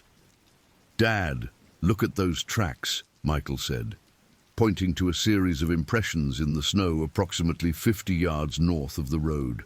The tracks were large, roughly 12 inches long and 8 inches wide, with distinctive claw marks extending beyond the pad impressions. Gregory examined the tracks through binoculars, noting their size, spacing, and the fact that they appeared relatively fresh, probably made within the past 24 hours. "Grizzly," he announced. "Big one, too. Probably a male." "Are we safe?" Emma asked, unconsciously moving closer to her mother. "Perfectly safe," Gregory replied, with the confidence of a man who had spent 15 years in Alaska without a single dangerous wildlife encounter. Bears this time of year are either hibernating or heading toward hibernation. This one was probably just passing through, looking for a final feeding opportunity before denning up. Sarah, however, felt a small cold touch in her stomach that had nothing to do with the ambient temperature. She had grown up listening to her father tell stories of wildlife encounters, and Robert Peterson had always emphasized that predicting animal behavior was a dangerous game. "Maybe we should consider turning back," she suggested, though without conviction. "Mom, we've been planning this forever," Michael protested. "Besides, Dad's right, it's just an old track." Gregory was already repacking their supplies. "The track is at least a day old, probably older. We're not going to encounter that bear." Oh, his certainty was absolute. The kind of masculine confidence that Sarah had fallen in love with 16 years earlier, when Gregory had been a young engineering student at the University of Alaska Fairbanks and she had been working on her teaching degree. They resumed their journey at 10:55 a.m., continuing northeast on the Nome Council Road.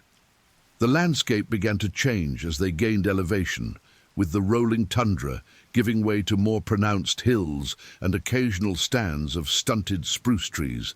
The wind picked up slightly, creating small snow devils that danced across the open areas, but visibility remained excellent, and the temperature held steady at -12 degrees. At 12:20 p.m., they reached the intersection with the Cougarok Road and turned north. This was familiar territory for Gregory, who had driven this route many times in his pickup truck during summer months for work-related site visits. In winter, however, the landscape transformed completely. What were recognizable landmarks in summer became anonymous white humps and ridges, while the road itself disappeared beneath 3 feet of snow, marked only by the occasional reflective post. They stopped for lunch at 1:15 p.m. at a wide spot in the road approximately 8 miles north of the intersection.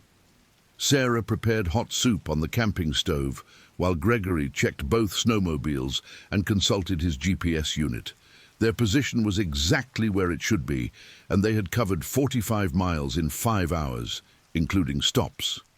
At their current pace, they would complete the planned route by 6 p.m., allowing plenty of time to return home before full darkness. "This is the best day ever," Emma announced, her cheeks flushed pink with cold and excitement. She had been asking to ride with her father for the past hour, and Gregory had agreed to let her switch places with Michael for the afternoon portion of their journey. "Can we come back next weekend?" Michael asked, already planning their next adventure. "We'll see," Sarah replied, though privately she was already anticipating the warm satisfaction of a successful family expedition. The children were handling the cold well, their gear was performing perfectly, and Gregory's route planning had been characteristically thorough. It was shaping up to be exactly the kind of memory-making experience they had hoped for. They resumed travel at 1:45 p.m., now with Emma riding behind Gregory on the Arctic Cat and Michael with Sarah on the Ski-Doo. The change in passenger configuration altered the weight distribution slightly, and Sarah found herself adjusting her riding style to accommodate Michael's longer legs and heavier weight. The Ski-Doo handled the change well, though she made a mental note to have Jimmy McReynolds check the suspension settings when they returned to town. The terrain continued to climb gradually as they followed the Cougarok Road north towards Salmon Lake. This section of the route passed through an area that had been extensively mined during the early 1900s, and evidence of that activity remained visible in the form of rusted machinery, collapsed buildings, and geometric scars in the landscape where hydraulic mining had altered the natural contours. Gregory pointed out various historical features to Emma, explaining the gold rush history while maintaining steady progress north. At 2:30 p.m., they encountered their first concerning sign, another set of bear tracks, these ones crossing the road at an angle and continuing east toward a series of low hills. The tracks were similar in size to those they had observed earlier, but these appeared significantly fresher, possibly made that morning. Gregory stopped both machines and spent several minutes examining the tracks while Sarah kept the children close. The snow conditions made precise aging difficult, but several factors suggested these tracks were much more recent than the ones they had seen at their morning rest stop. The edges of the prints were sharp and well-defined, without the softened appearance that wind and temperature cycling would create over time. More concerning was the fact that these tracks showed a purposeful gait, indicating an animal that was traveling with specific intent rather than wandering randomly. "Maybe we should turn around," Sarah suggested again, this time with more conviction. Gregory consulted his GPS and topographic map. They were approximately 12 miles from Salmon Lake, where they could stop at the small airstrip and evaluate their situation. The tracks headed east, away from their intended route, and showed no indication of the bear doubling back toward the road. "I think we're okay," he decided. "We'll continue to Salmon Lake and reassess there. If we see any more sign, we turn around immediately." It was a decision that Sarah would replay in her mind thousands of times over the following months. Later, Alaska Department of Fish and Game biologist Dr. Rebecca Sterling would explain that Gregory's reasoning was sound based on the information available at the time. Bears typically avoid human activity, and the presence of snowmobile noise should have been sufficient to keep any bear in the area at a safe distance. What Dr. Sterling could not explain, what no one could explain, was why the bear they would encounter less than 3 hours later had been behaving so dramatically outside normal patterns. They reached Salmon Lake at 3:15 p.m., stopping at the small airstrip that served the scattered mining operations and seasonal hunting cabins in the area. The airstrip was deserted, which was expected for a Wednesday afternoon in March, but the windsock indicated steady winds from the northwest, and the weather remained clear and cold. Gregory refueled both snowmobiles from jerrycans they had brought for that purpose, while Sarah prepared hot drinks and checked the children for any signs of excessive cold exposure. "I can't feel my toes," Emma announced, which prompted an immediate gear inspection. Sarah discovered that Emma's boots, while appropriate for the conditions, had gradually loosened during the day's riding, allowing cold air to circulate around her feet. They spent 20 minutes readjusting Emma's boots and adding chemical hand warmers to her socks, a process that would later save her from serious frostbite. Michael reported no problems with cold exposure, and his gear remained properly adjusted. At 12 years old, he was developing the body mass and circulation efficiency that would serve him well in extreme conditions, though he was still vulnerable to rapid heat loss if his core temperature dropped. While Sarah attended to the children's gear, Gregory studied his maps and GPS readings. Their current position was exactly on plan, and conditions remained favorable for continuing their route. The mining roads they intended to follow for the next portion of their journey were clearly marked on his GPS unit, and recent satellite imagery available through his Garmin device showed no obvious obstacles or hazards. However, Gregory was beginning to feel a nagging sense of unease that he could not entirely attribute to rational concerns. The bear tracks they had encountered were unusual in their freshness and apparent purposefulness. Most bears in the region should have been in hibernation by March, and those still active should have been focused on finding suitable denning sites rather than traveling extensively.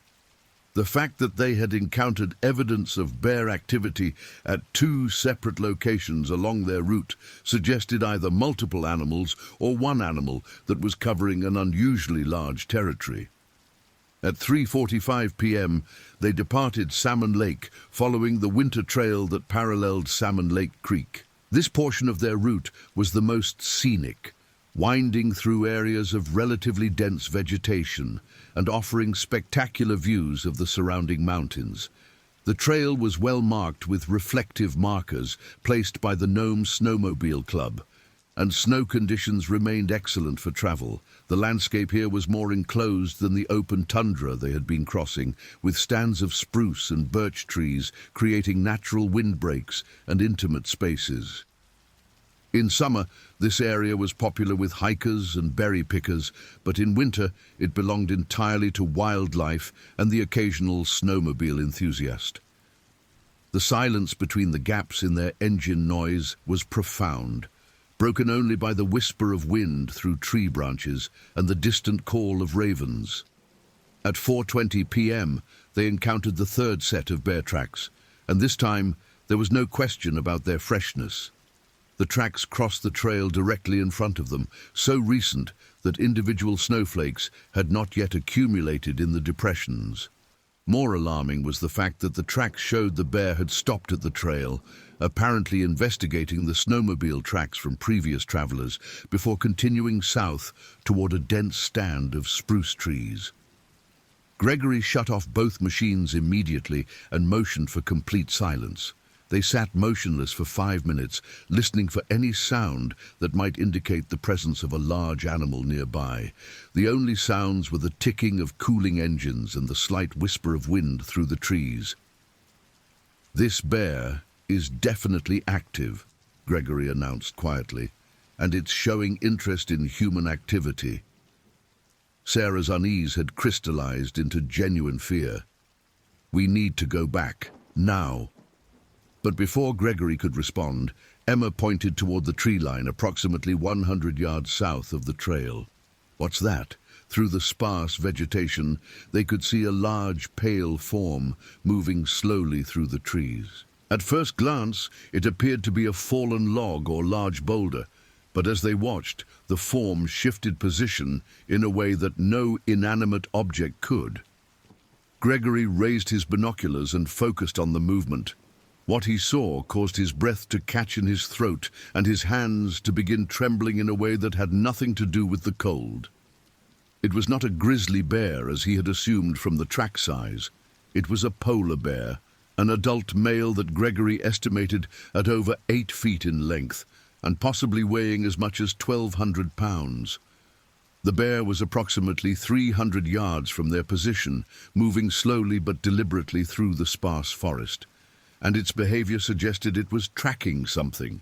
Polar bears were not unknown in the region, particularly during years when sea ice formation was delayed or disrupted, but they were extremely rare, more than 20 miles inland from the coast.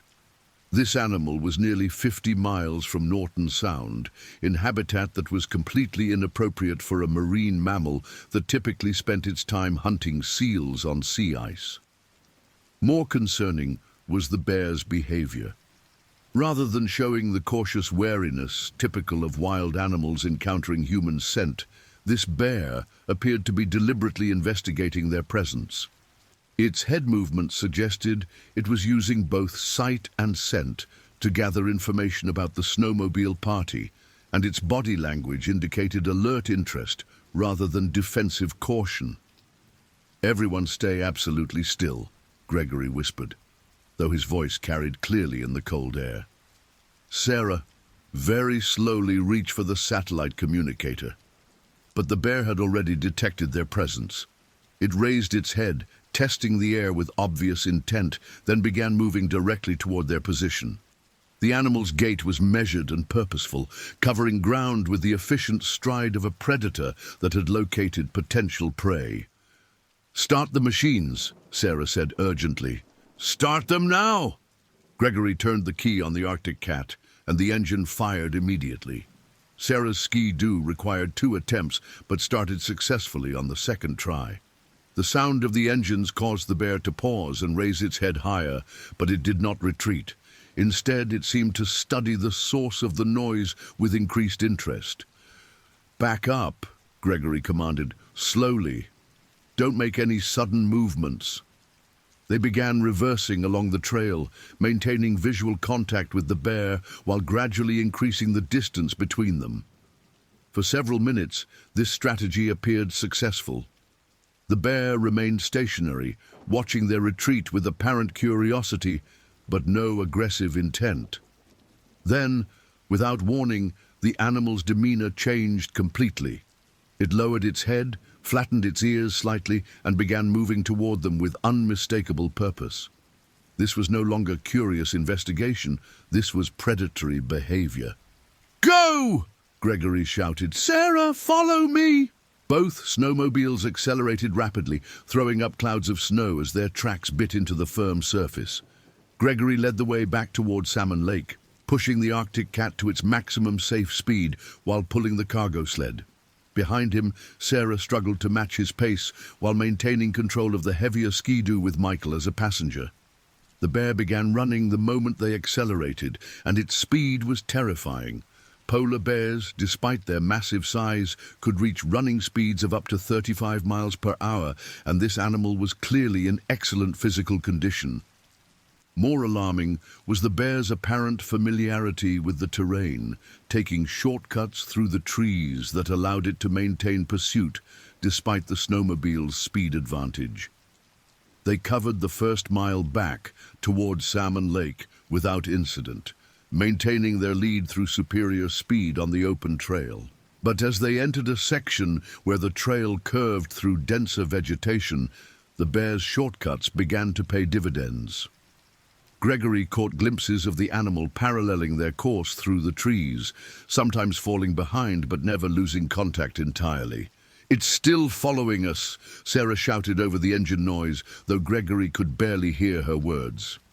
The next several miles became a surreal chase sequence that neither adult would ever be able to describe adequately to investigators. The bear maintained pursuit with a persistence that defied every expert opinion about polar bear behavior in terrestrial environments. Rather than abandoning the chase after a few hundred yards, as would be expected, the animal continued following them for mile after mile, occasionally visible through the trees, but never falling far enough behind to allow them to relax. Michael, riding behind his mother, began crying sometime during the third mile of pursuit, though whether from fear or cold was impossible to determine. Emma, smaller and more vulnerable to the emotional impact of their situation, had begun sobbing uncontrollably, her tears freezing on her cheeks despite the protection of her face mask. At 5:10 p.m., they reached the intersection, where the winter trail met the mining road system around Anvil Mountain. Gregory made a split-second decision to abandon their planned route and head directly southwest toward the Cougarok Road, which would be the fastest way back to the main transportation corridor. It was a decision based on panic rather than careful analysis, and it would have catastrophic consequences.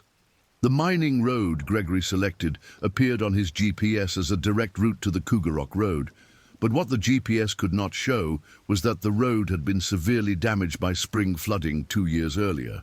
A section approximately 8 miles from the intersection had been completely washed out, leaving a gap that was impassable by snowmobile. They discovered this obstacle at 5:35 p.m.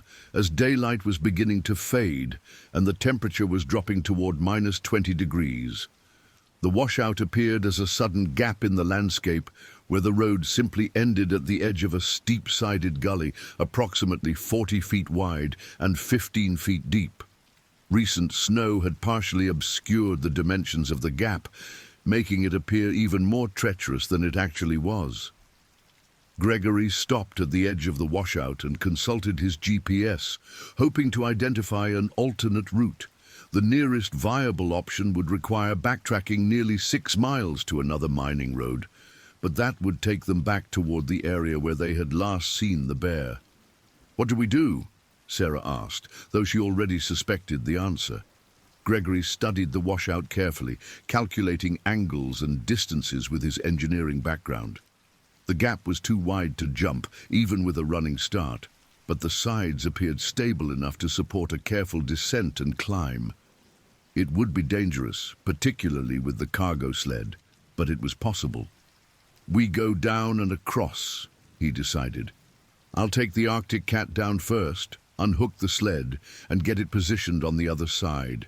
Then Sarah can bring the Ski-Doo down, and we'll figure out how to get the sled across." It was during this discussion that Emma first noticed the movement in the trees behind them. "Daddy," she said quietly, "it's back." The bear had not only maintained pursuit for over 8 miles, it had somehow anticipated their route and positioned itself to cut off their retreat. The animal was now approximately 200 yards behind them, clearly visible in the growing dusk, and its body language suggested it had no intention of abandoning its pursuit. Gregory realized with crystalline clarity that they were trapped. Behind them was a polar bear that had demonstrated persistence and intelligence far beyond normal behavioral patterns. Ahead was a washout that would require careful navigation and would leave them vulnerable for an extended period. To either side was wilderness that offered no escape routes for snowmobiles. "Sarah, get the satellite communicator working," he ordered. "Send our GPS coordinates to the state troopers and tell them we have a polar bear emergency." Sarah's hands shook as she activated the Garmin InReach device, but her message was clear and concise. "Family of 4 trapped by aggressive polar bear at GPS coordinates 64.8442 north, 165.1751 west. Need immediate assistance. Bear pursuing for 8 miles. Cannot retreat." The message was transmitted at 5:47 p.m. and was received by the Alaska State Troopers Dispatch Center in Nome at 5:48 p.m. Dispatcher Jennifer Walsh immediately initiated the standard wildlife emergency protocol, contacting Alaska Wildlife Troopers, the Alaska Department of Fish and Game, and the Nome Volunteer Search and Rescue Team. But help was at least 3 hours away, and the bear was less than 200 yards behind them and closing steadily. Gregory made the decision that would haunt his family forever. Rather than attempting to defend their position or trying to scare the bear away, he chose to attempt crossing the washout. In his engineering mind, it represented their only chance of escape, a calculated risk that offered better odds than facing a determined polar bear in open terrain. "Emma, you're riding with Mom now," he announced. "Everyone stay close together, and if anything happens to me, Sarah, you take the kids and get out of here." The Arctic Cat descended into the washout without difficulty, Gregory using his engineering training to select the optimal angle and maintain control despite the steep grade. The cargo sled, however, proved more problematic. Halfway down the slope, it began sliding sideways, threatening to overturn the snowmobile. Gregory was forced to unhook the sled and secure it with a rope while positioning the Arctic Cat at the bottom of the washout. The process took nearly 10 minutes, during which the bear continued its approach, now less than 100 yards away and moving with obvious intent. Sarah had loaded Emma onto the ski-doo behind Michael and was preparing to descend when the bear suddenly accelerated. What had been a steady, measured approach became a full charge, the animal covering the remaining distance with terrifying speed. "It's charging!" Sarah screamed, gunning the ski-doo down the slope without regard for safety or control. The descent became a controlled crash, the ski-doo bouncing and sliding down the steep grade, while Sarah fought to maintain any semblance of control. Michael and Emma held on desperately, their combined weight making the machine increasingly unstable as it careened toward the bottom of the washout. They reached the bottom just as the bear appeared at the edge of the washout above them. For a moment, Gregory allowed himself to hope that the bear would be unable or unwilling to make the descent. Polar bears, while excellent climbers, typically avoided steep terrain when pursuing prey. But this bear was not following typical behavioral patterns. Without hesitation, it began scrambling down the slope, using its massive claws to maintain purchase on the icy surface. Its descent was controlled and deliberate, demonstrating a level of problem-solving ability that terrified the watching humans. Gregory abandoned any thought of retrieving the cargo sled. "Everyone on the Arctic Cat!" he shouted. "Now!" The weight of 4 people exceeded the Arctic Cat's recommended load capacity by nearly 100 pounds, but Gregory had no choice. Sarah climbed on behind him, with Michael and Emma wedged between them, and they began climbing the opposite slope of the washout. The Arctic Cat's engine strained under the excessive load, and the track began slipping on the icy slope. Gregory tried multiple approaches, looking for a route with better traction, but the combination of weight, grade, and ice made ascent nearly impossible. Behind them, the bear had reached the bottom of the washout and was approaching the abandoned ski-doo with obvious interest. Rather than pursuing the humans immediately, it began investigating the machine, using its nose and paws to explore this unfamiliar object. This investigation provided Gregory with the time he needed to finally gain traction and climb out of the washout, though the Arctic Cat's engine was clearly overheating from the strain. They reached the top of the opposite slope at 6:15 p.m., just as full darkness began settling over the landscape. Gregory immediately checked his GPS position and discovered they were now only 4 miles from the Cougarok Road. More importantly, they were on a direct route that would not require any additional complex navigation. If the Arctic Cat could handle the load and the bear gave up its pursuit, they might still reach safety. But when Gregory looked back toward the washout, he saw the bear climbing the slope behind them with the same methodical determination it had shown throughout the pursuit. Its investigation of the ski-doo had been brief, and it had resumed following them without any apparent loss of interest or energy. "Why won't it give up?" Sarah asked, voicing the question that was tormenting all of them. Gregory had no answer.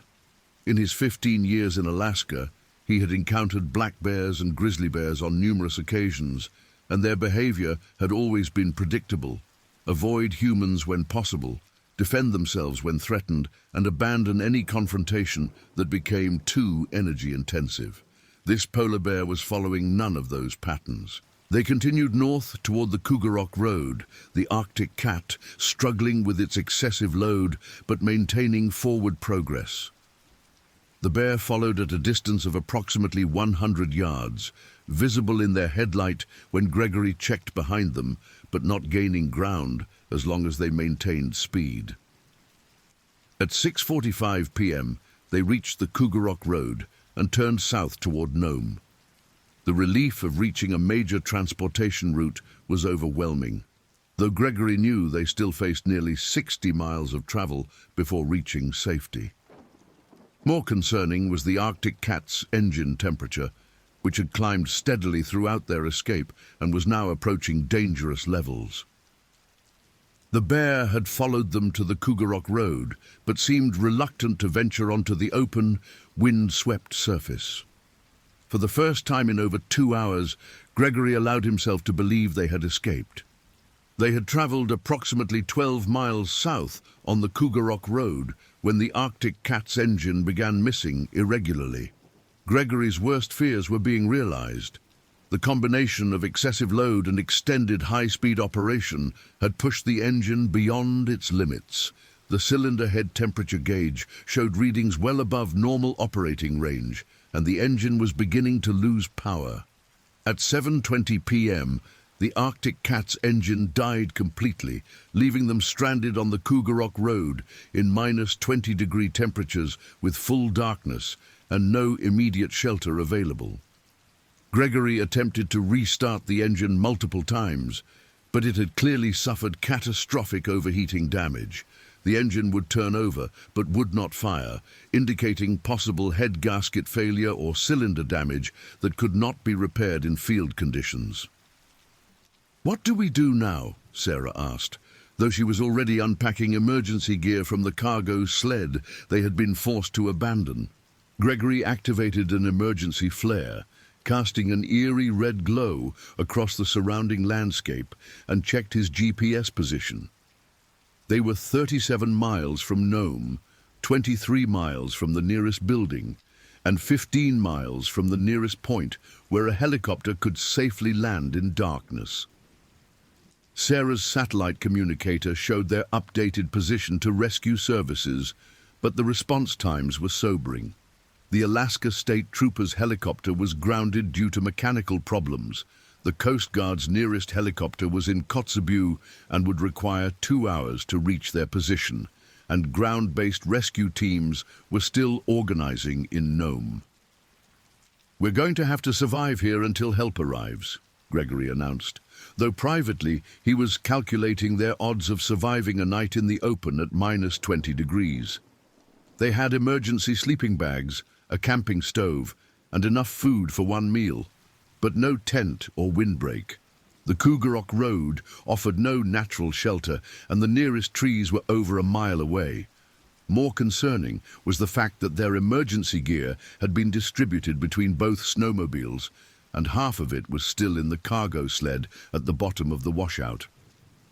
Sarah began setting up their makeshift camp in the lee of the broken-down Arctic Cat, using the machine's bulk to provide minimal wind protection.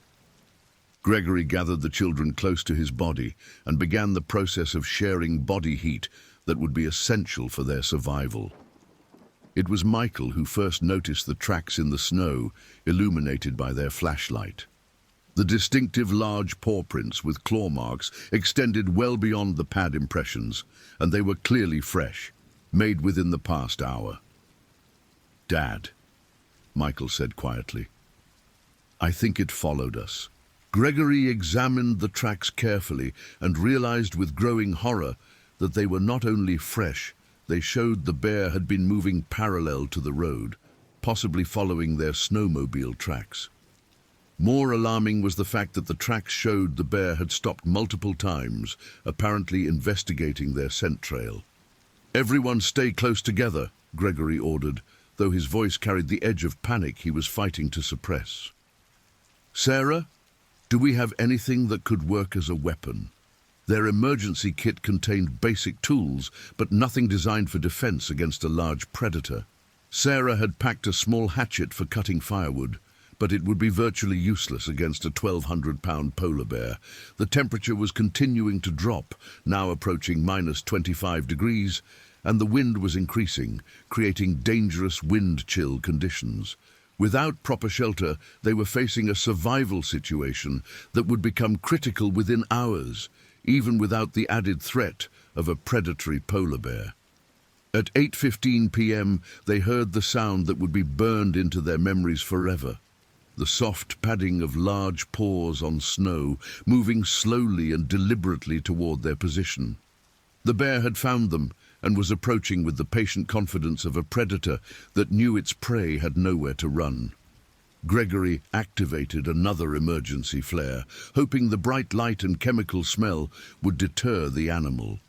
The red glow revealed the bear approximately 50 yards away, moving directly toward them with obvious intent. The light did not cause the animal to retreat or even hesitate. If anything, it seemed to increase the bear's interest in their location.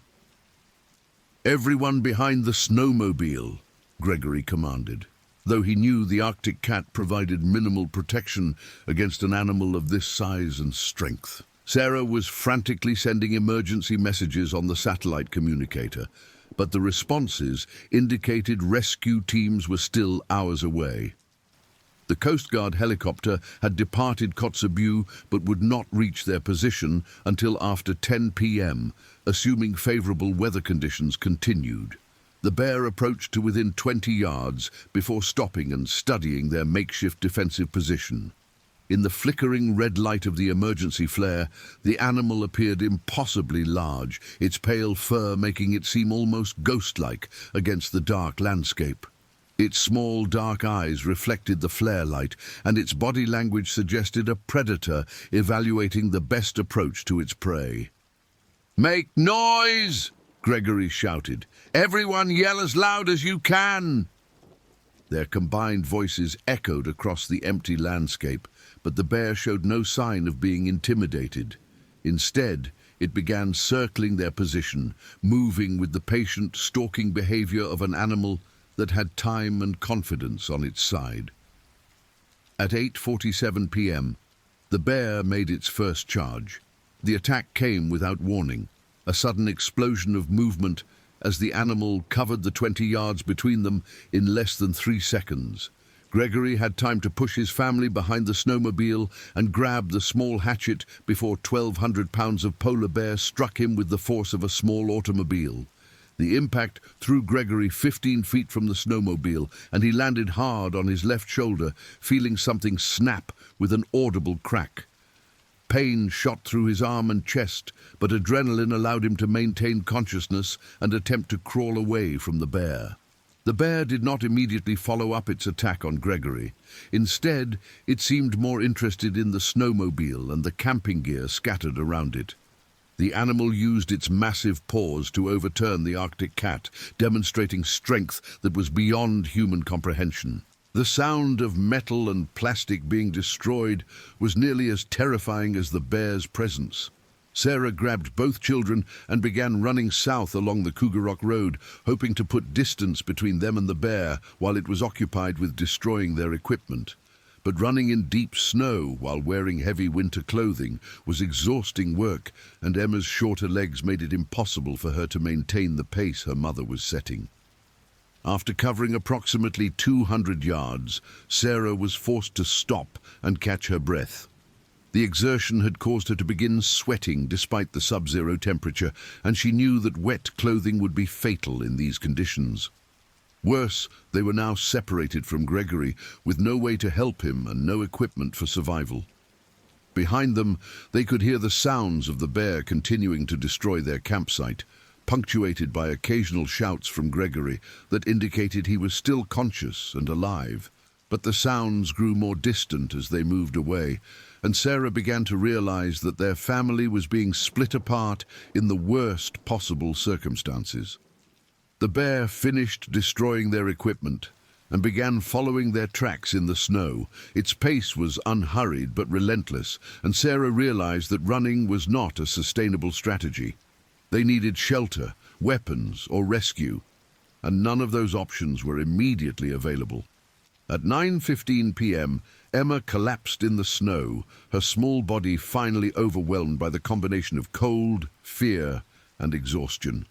Her breathing was rapid and shallow, and Sarah could see that her daughter was approaching the early stages of hypothermia. Michael was in better condition, but he was also showing signs of dangerous heat loss. Sarah made the decision to stop running and attempt to build an emergency shelter using their remaining gear. They had one sleeping bag, emergency blankets, and the camping stove, which might provide enough warmth to keep the children alive until rescue arrived. But as she began organizing their makeshift shelter, Sarah could see the bear approaching in the distance, still following their tracks with methodical determination. The animal had not given up its pursuit, despite the destruction of their campsite and the separation of their family. "Mom, I'm scared," Emma whispered, her voice barely audible over the wind. "I know, sweetheart," Sarah replied, though her own fear was threatening to overwhelm her ability to function. "Daddy's okay, and help is coming. We just need to stay warm and wait." But privately, Sarah was beginning to understand that they might not survive the night. The temperature was approaching -30 degrees. They had minimal shelter, and a massive polar bear was systematically hunting them across the empty wilderness. The next 3 hours would test every survival skill Sarah had learned during her Alaska childhood, every maternal instinct she possessed, and every ounce of physical and mental strength she could summon.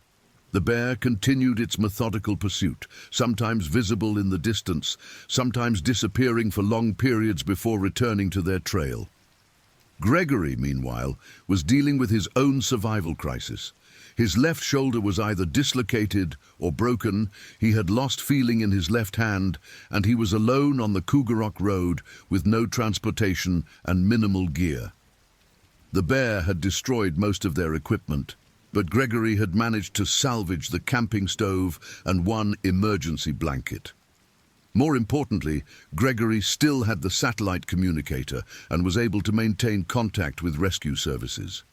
His messages provided searchers with continuous updates on the bear's location and behavior, information that would prove crucial when rescue teams finally reached the area. At 10:30 p.m., the Coast Guard helicopter piloted by Lieutenant Commander James Rodriguez began its search pattern based on Gregory's GPS coordinates.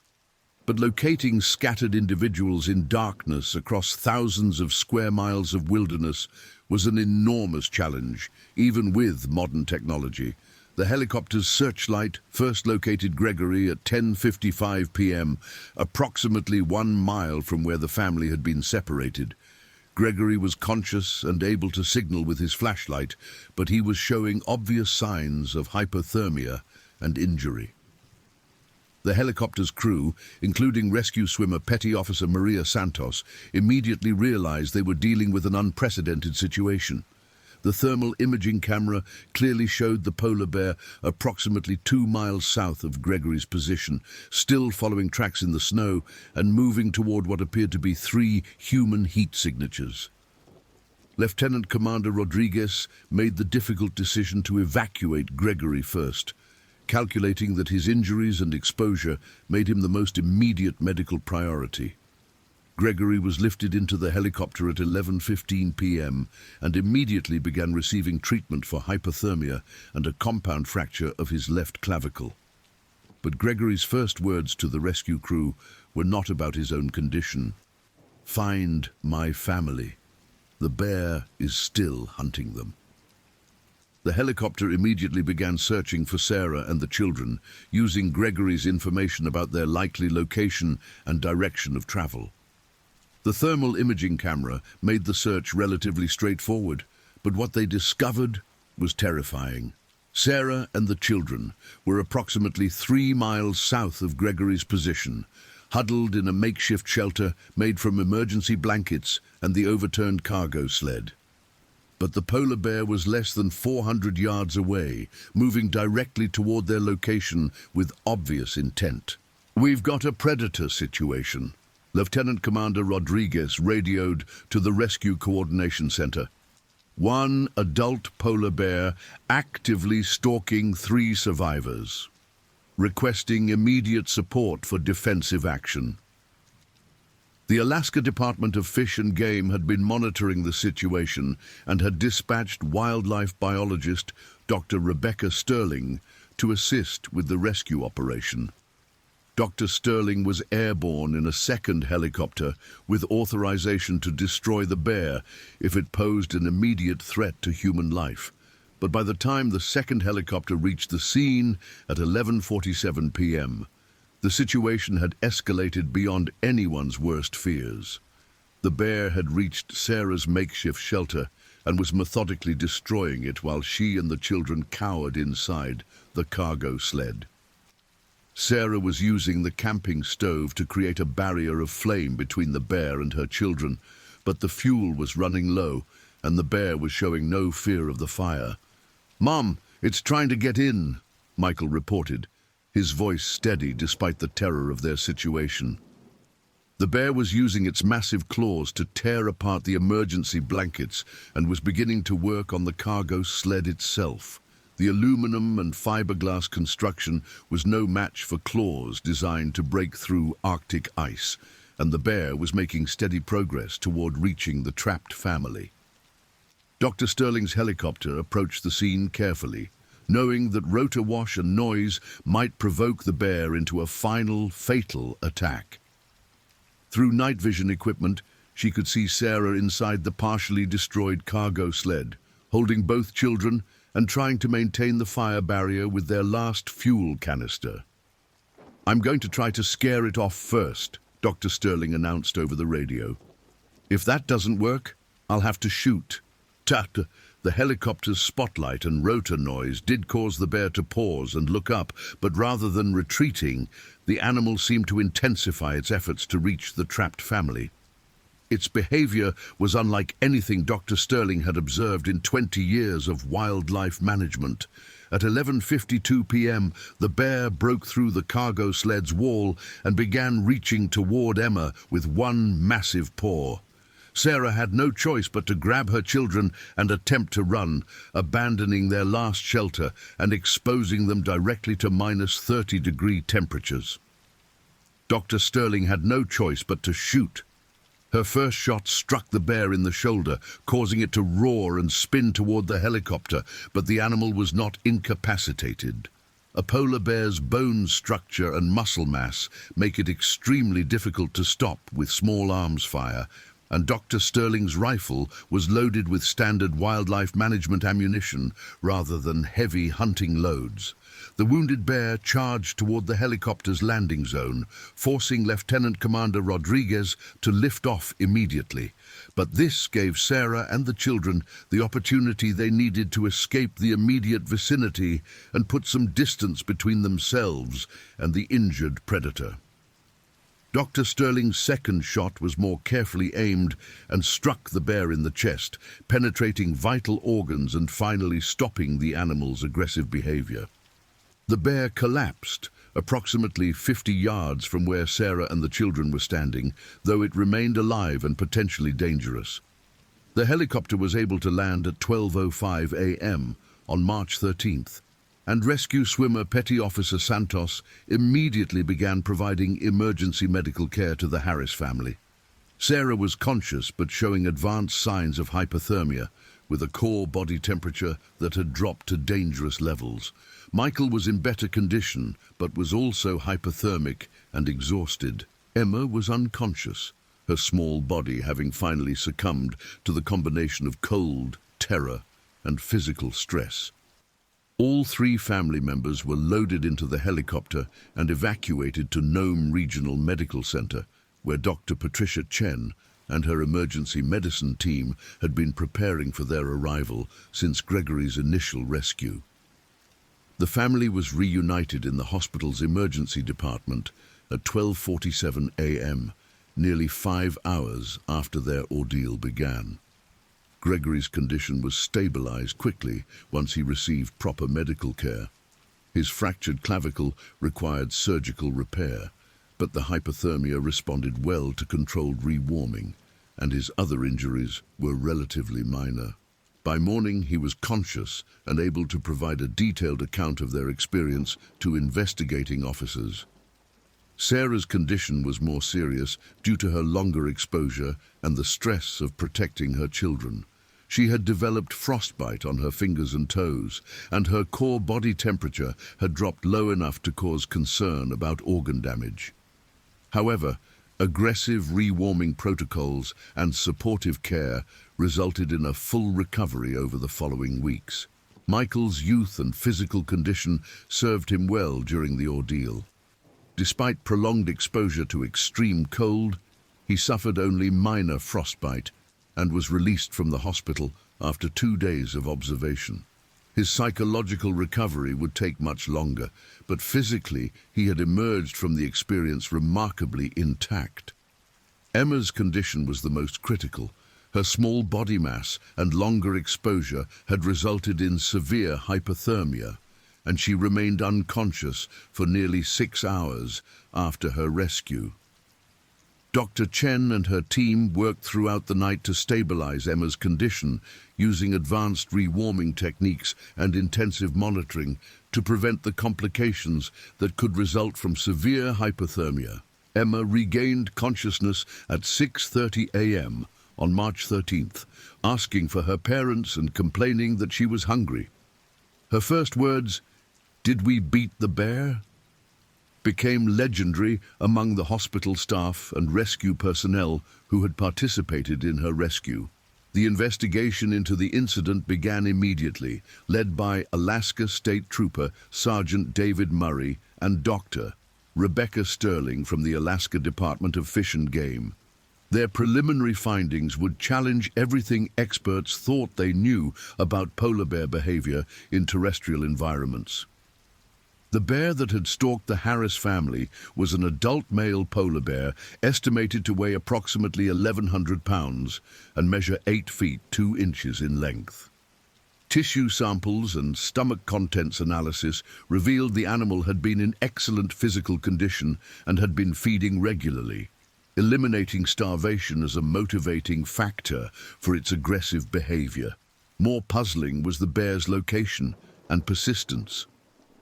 Polar bears occasionally traveled inland when sea ice formation was delayed, but they typically remained within a few miles of the coast and showed normal avoidance behavior around humans.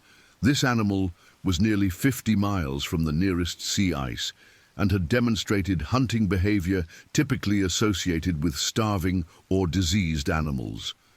Dr. Sterling's analysis of the bear's brain tissue revealed no signs of disease, parasites, or injury that might explain its abnormal behavior. Blood chemistry analysis showed normal hormone levels and no indication of poisoning or other environmental factors that might cause behavioral changes. This case represents an anomaly that we simply cannot explain with current knowledge, Dr. Sterling reported in her official findings. The bear's behavior was completely outside normal parameters, and we found no physiological explanation for its persistence in pursuing human prey. The investigation also revealed that the Harris family had done everything correctly during their ordeal. Their emergency equipment functioned properly.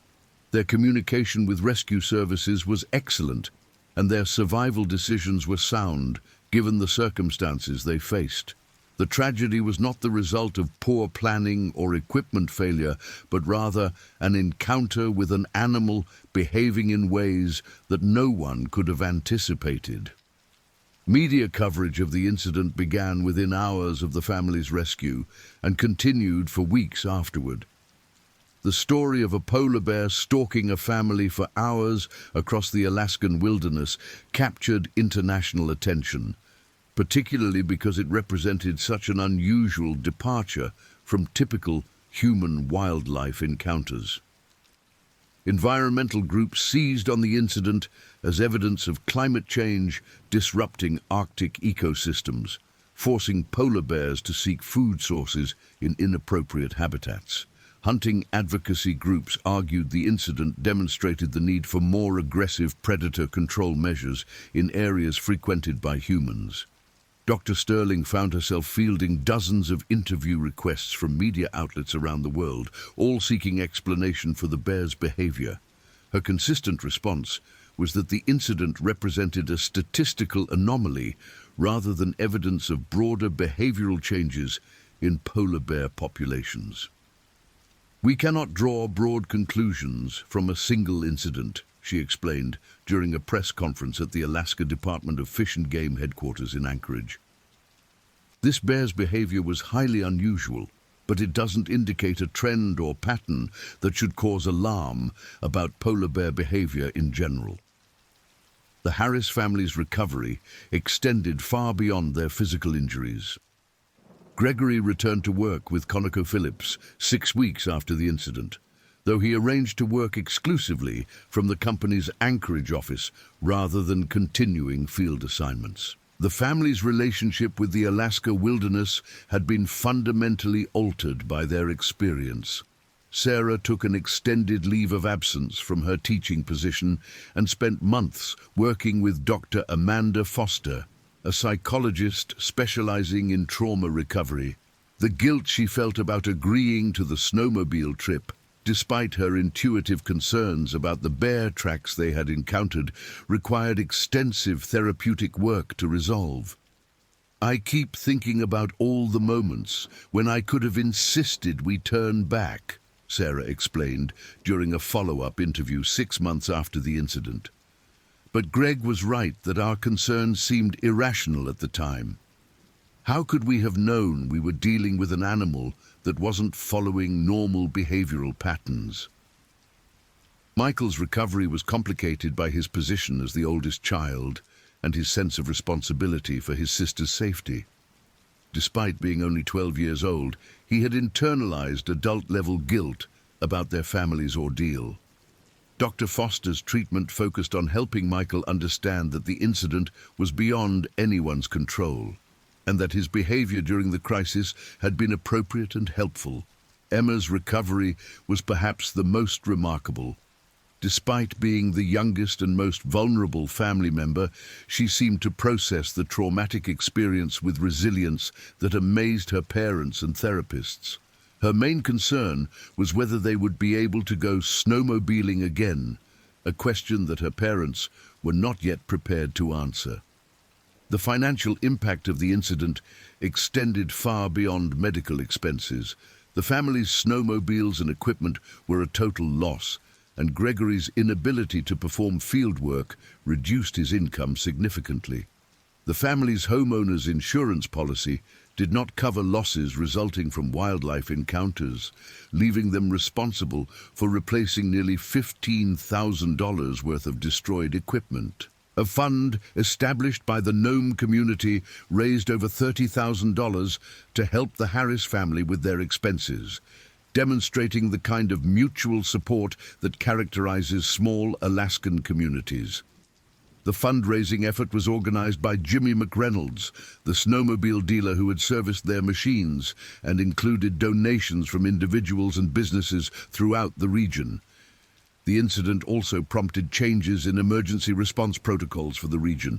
The Alaska State Troopers and Coast Guard revised their procedures for wildlife emergencies, particularly situations involving aggressive polar bears.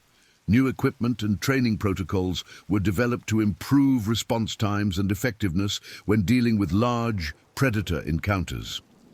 Dr. Sterling's report on the incident became required reading for wildlife management professionals throughout Alaska and was distributed to agencies responsible for human-wildlife conflict resolution across North America.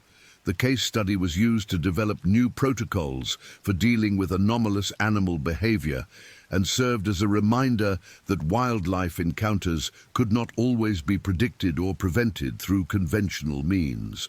1 year after the incident, the Harris family remained in their home east of Nome, though their relationship with the surrounding wilderness had been permanently altered.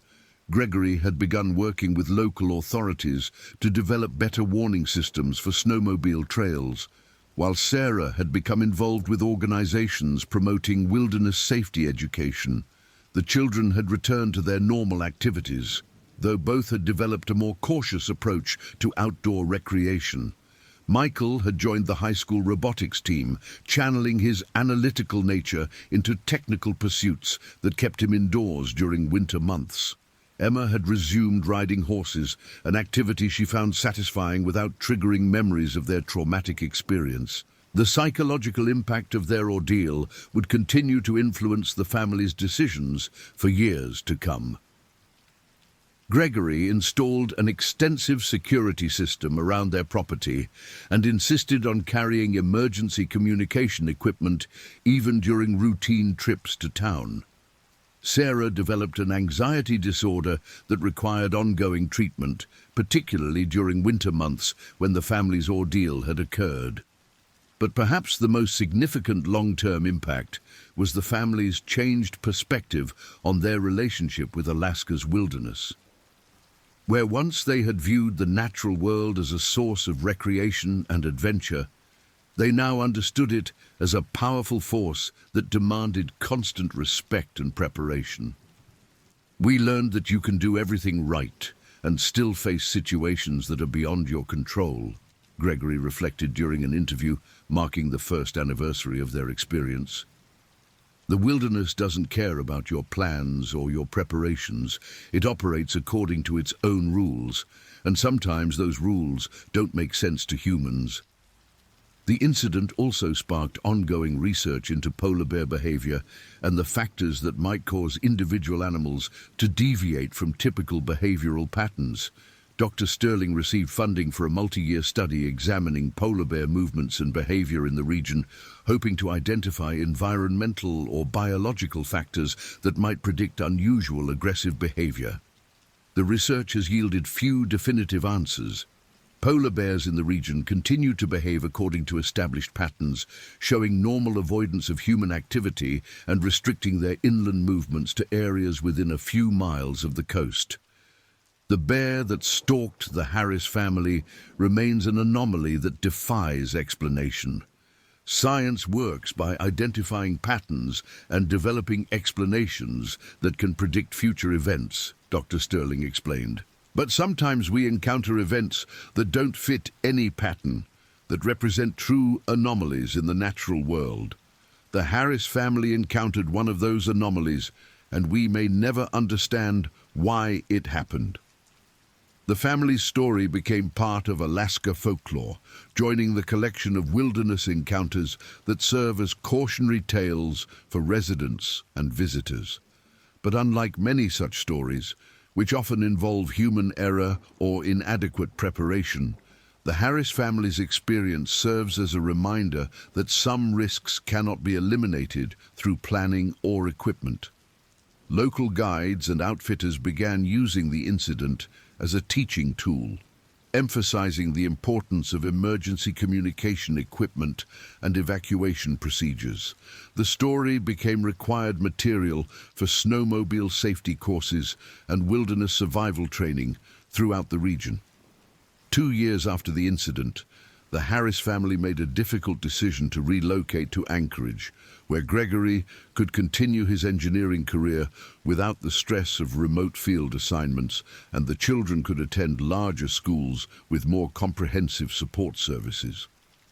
The decision to leave their property and the lifestyle they had worked to create represented a fundamental change in their family's trajectory.